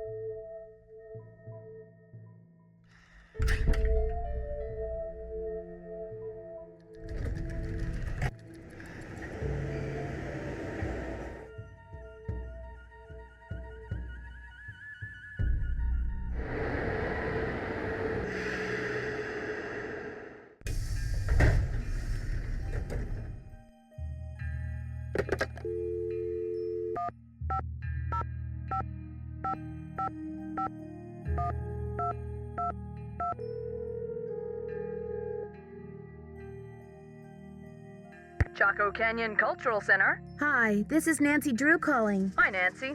It's Sheila. What can I do for you? I've just got to get my hands on a replica of that jade carving you lost. Do you have any ideas? Not off the top of my head, but maybe one of my staff will have a bright idea. I need some time to ask around. Can you call back later? Sure thing. Feel free to call if you have any more questions.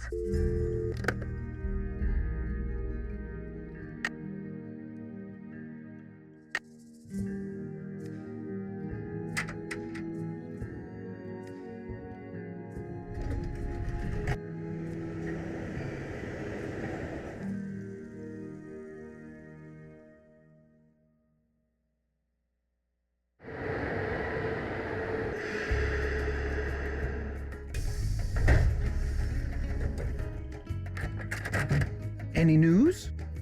There was an incident at the museum. Henrik is in the hospital with a head injury. Poor Henrik. Another squabble between him and Joanna, perhaps? Oh, I'm kidding, but I do remember the time she threatened to push him in the pond. Temper, temper, I'm always telling her. I'd better get going. See you around.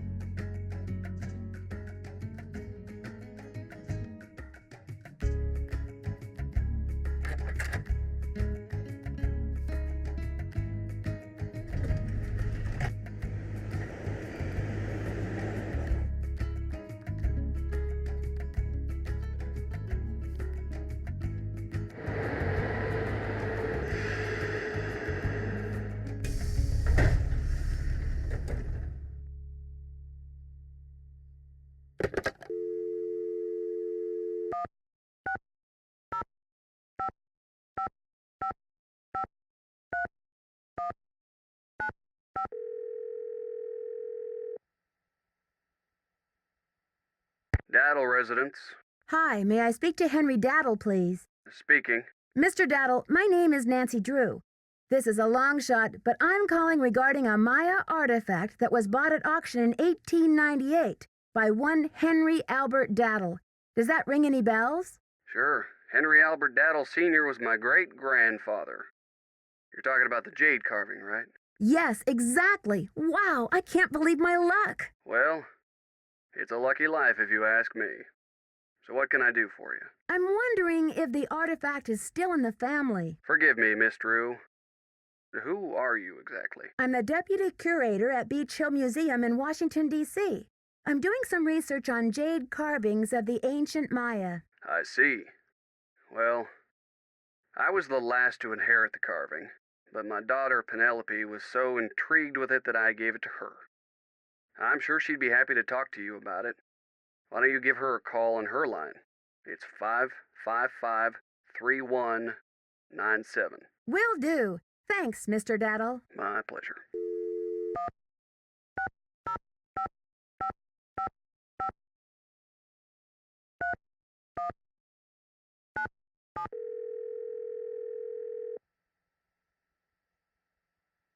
Hello? Hi, is this Penelope? Not even. Oh, is this 605-555-3197? Yeah, but no one calls me Penelope anymore. Except my parents, that is. To my friends, the art world, and anyone else who made it out of the 20th century, I'm Poppy. The art world? Wait, you're not Poppy Dada, are you? Ta-da! Ping ping! You win! Who's this? My name's Nancy Drew. I'm a detective. A detective? No way! So do you get to wear a sassy tweed hat and pick hairs off dead bodies and gross, creepy stuff like that? Actually, I try to keep a low profile, and a tweed hat, well, it's a little conspicuous. So, where'd you get my name? Don't tell me I'm like wanted by the FBI or something. That would be too scandalous. Not quite. Taylor Sinclair told me about you. I saw one of your paintings in his office, here in Washington, D.C. So, how do you know Big Bunny Sinclair? Taylor and I are both affiliated with Beech Hill Museum, also in D.C. Has Taylor been pushing those Oaxacan cookies on you? You haven't eaten one, have you? So far, I've managed to politely decline. I take it you advise against them? Let's put it this way. His trip to Oaxaca was about 2 years ago, and he's been trying to move those rancid, lard biscuits ever since. Aha! My suspicions are confirmed. I'll put that in my case notes. That's hot. What's a case? Are there dead bodies involved? Do you need to, tap my phone or impersonate me or something? Someone is stealing Maya antiquities, jade carvings to be exact, and leaving this scary red handprint at the scene of every crime. Ghastly. So, what's with the red hand? It seems like some kind of threat, but to whom? And what is this thief really after? It's more than money, I'm sure of it. Drama. So, where do the daddles come in? I got a tip that your great-great-grandfather bought a jade carving much like the ones that are being stolen. I'm hoping to take a look at it. You mean that ancient green rock with the weird symbol on it? I slapped some shoe polish on it and stuck it in one of my paintings. You're kidding. That's a one-of-a-kind Maya artifact, a piece of history. It's hundreds of years old. It's worth a lot of money. That's the whole point. Have you heard the saying that a work of art is never finished, just abandoned? Well, I'm taking that idea to the limit by making art that will keep changing as different people encounter, perceive, and interact with it.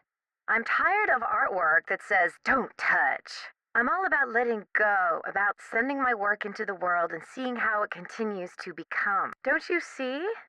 It's an organic process. I mean, how can people really relate to art if it doesn't come to life and grow and die just like they do?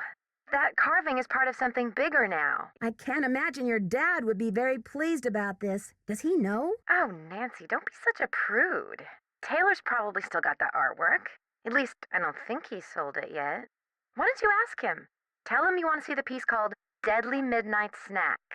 It's the one with the rubber shark. The one with the rubber shark. Yes, I've seen it. but I didn't notice any jade carving. Well, take a closer look there, sweets. It's in there. If you really need the carving to crack this case, why don't you just go ahead and take it? But wouldn't it ruin your painting? Of course not. After all, this is a chance to enact exactly what I've been talking about, the organic process, inviting my viewers to interact with my work. The deal is, you can take the carving, but you have to put something in its place. Something in its place? Like what? An old shoe? A subway token? A movie stub? No, it should be something more organic. Stay with the title, Deadly Midnight Snack. And don't be afraid to go way out. As an artist, I can tell you that inspiration bites in the most mysterious ways. Okay, Poppy, if you say so. Right on. But let's keep Taylor out of this.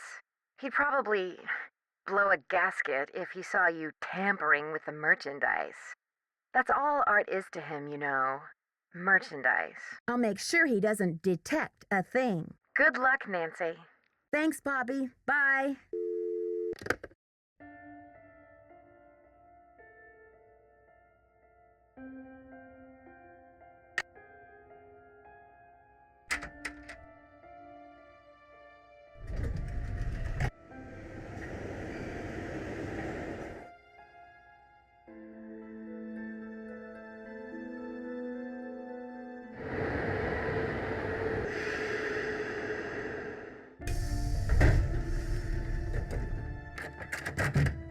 Any news? Mind if I help myself to one of those scrumptious-looking Oaxacan cookies? Be my guest.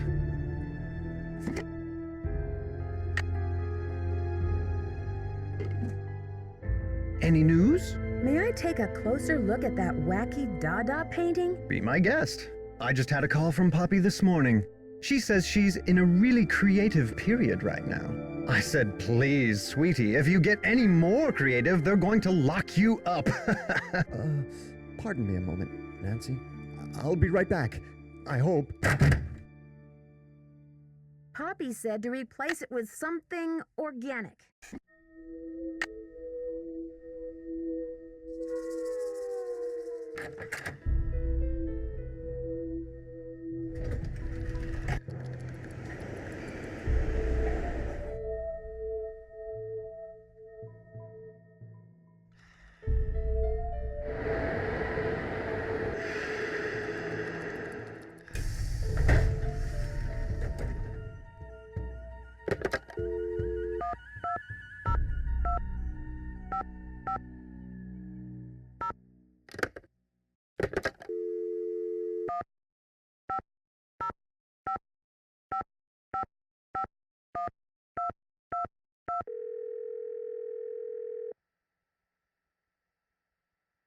Chaco Canyon Cultural Center. Hi, this is Nancy Drew calling. Hi, Nancy. It's Sheila. Well, we racked our brains. Finally, one of my staff came up with the original box that the carving was packed in. The piece was encased in a tight foam cast to prevent damage during shipping. I'm not sure how much good it'll do you, but I can send it to you if you like. That just might work. Henrik left Beech Hill as his forwarding address, so I know what to do. I'll send it express. Thanks a million, Sheila. Good luck with your investigation.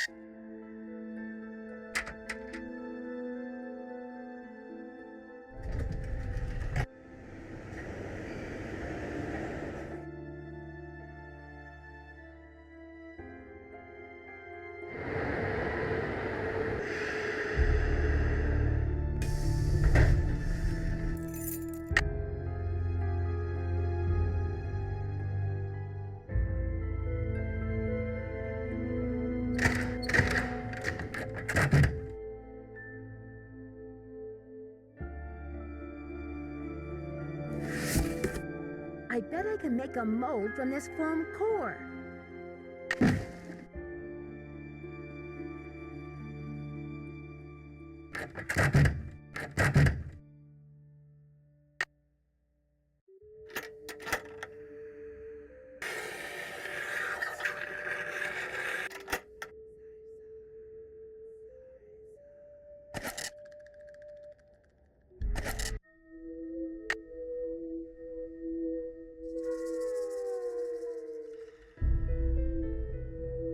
According to Henrik's notes, I need to make a key out of these pieces.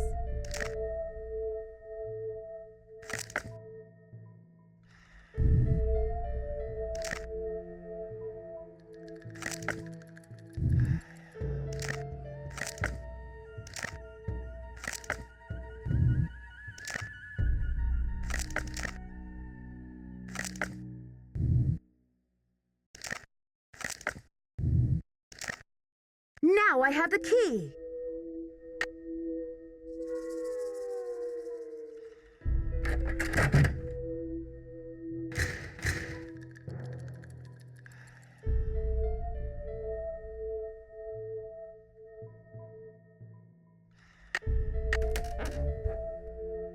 Wow, I'm not sure I can hold on to these stones for very much longer.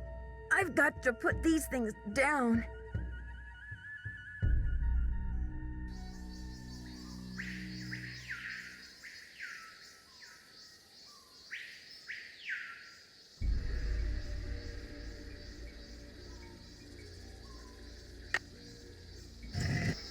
The poem said, when the first king ascends again.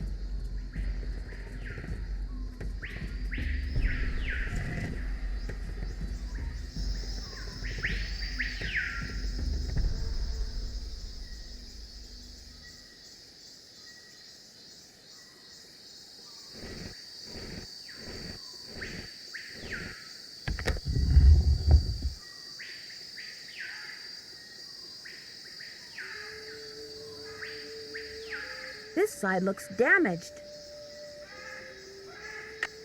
I'll have to choose which side of the cube goes here.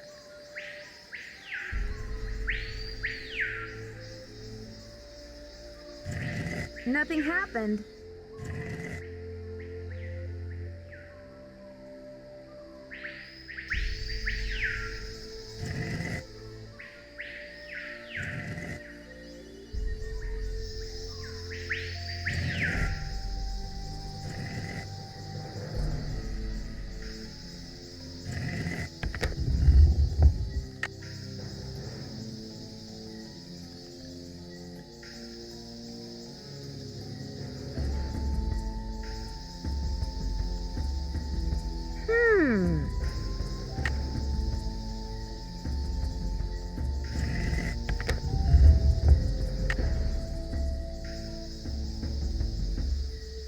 Interesting.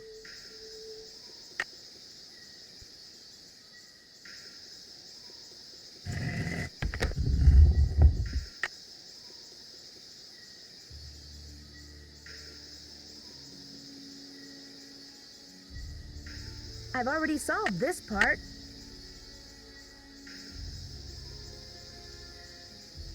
This should be the last step.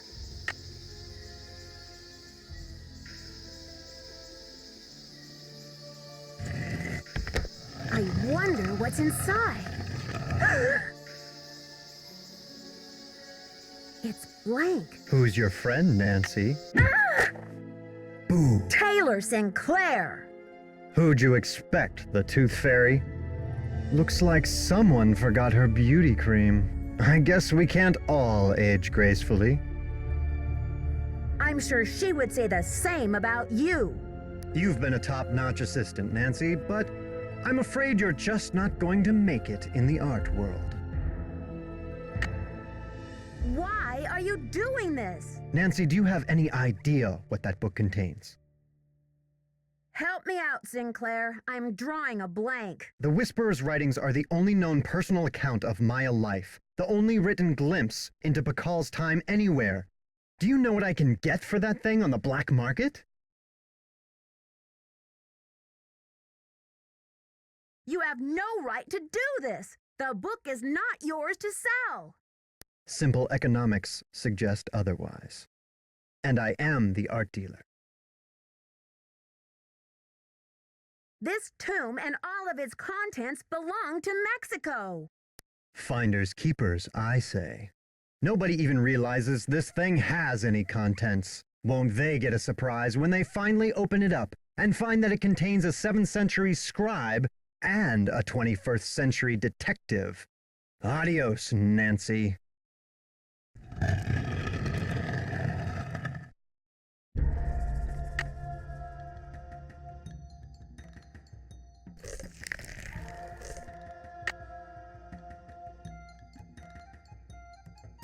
I'm starting to run out of air in here.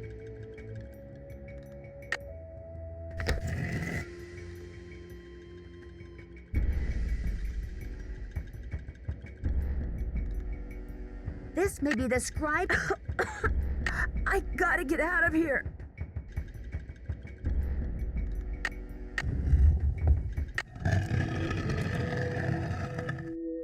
Behold! Our heroine emerges from the tomb, like a mermaid from the sea. Meanwhile, the foolish villain stews in the sour soup of his own miscalculation. From deep in the recesses of time, a wise royal scribe whispers her thanks. And a priceless chapter of history is rescued from obscurity. Way to go, Nancy! What in the world? Ah! Confound you, Nancy Drew! Dear Dad, it was great to talk to you on the phone last night. I can't wait to see you back in River Heights where I can fill you in on the whole story. Can you believe that your own daughter was recently standing face to face with a real mummy? Now that the scribe's book has been recovered, I understand how important it is and why Taylor thought he could make a fortune selling it on the black market. The book contains one of the only personal accounts of Maya life and existence anywhere. I'm sure it'll be a tremendous addition to our knowledge of the Maya once it's translated, that is. And now that Henrik's memory is back up to speed again, I'm sure he'll be itching to get to work on it. Taylor Sinclair won't be making any art deals for a long time, though, that's for sure. I guess I shouldn't be surprised about Alejandro's discovery that the Pakal carving's provenance documents were faked after all. When Franklin Rose and the board found out, they arranged to return the artifact to Mexico right away. Mexican officials are so happy to have the artifact back, they have pledged a new era of diplomatic relations with Beech Hill. Joanna sure learned her lesson about making deals with shady operators like Taylor. The board has agreed to give her another chance as long as she reforms her business tactics. And what else? Oh yes, Poppy Dada's announced a new direction in her artwork. All her new paintings are going to feature, what else? Mysterious red handprints. So I guess everyone is taking off in new directions now. I'm going to stay and help this exhibit get launched. But I'll see you back at home in a couple of weeks. Have a safe trip home. Love, Nancy.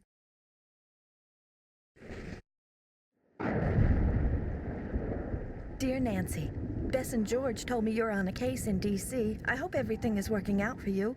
I wish I could say the same for me. I'm planning on living here, but there's been some trouble.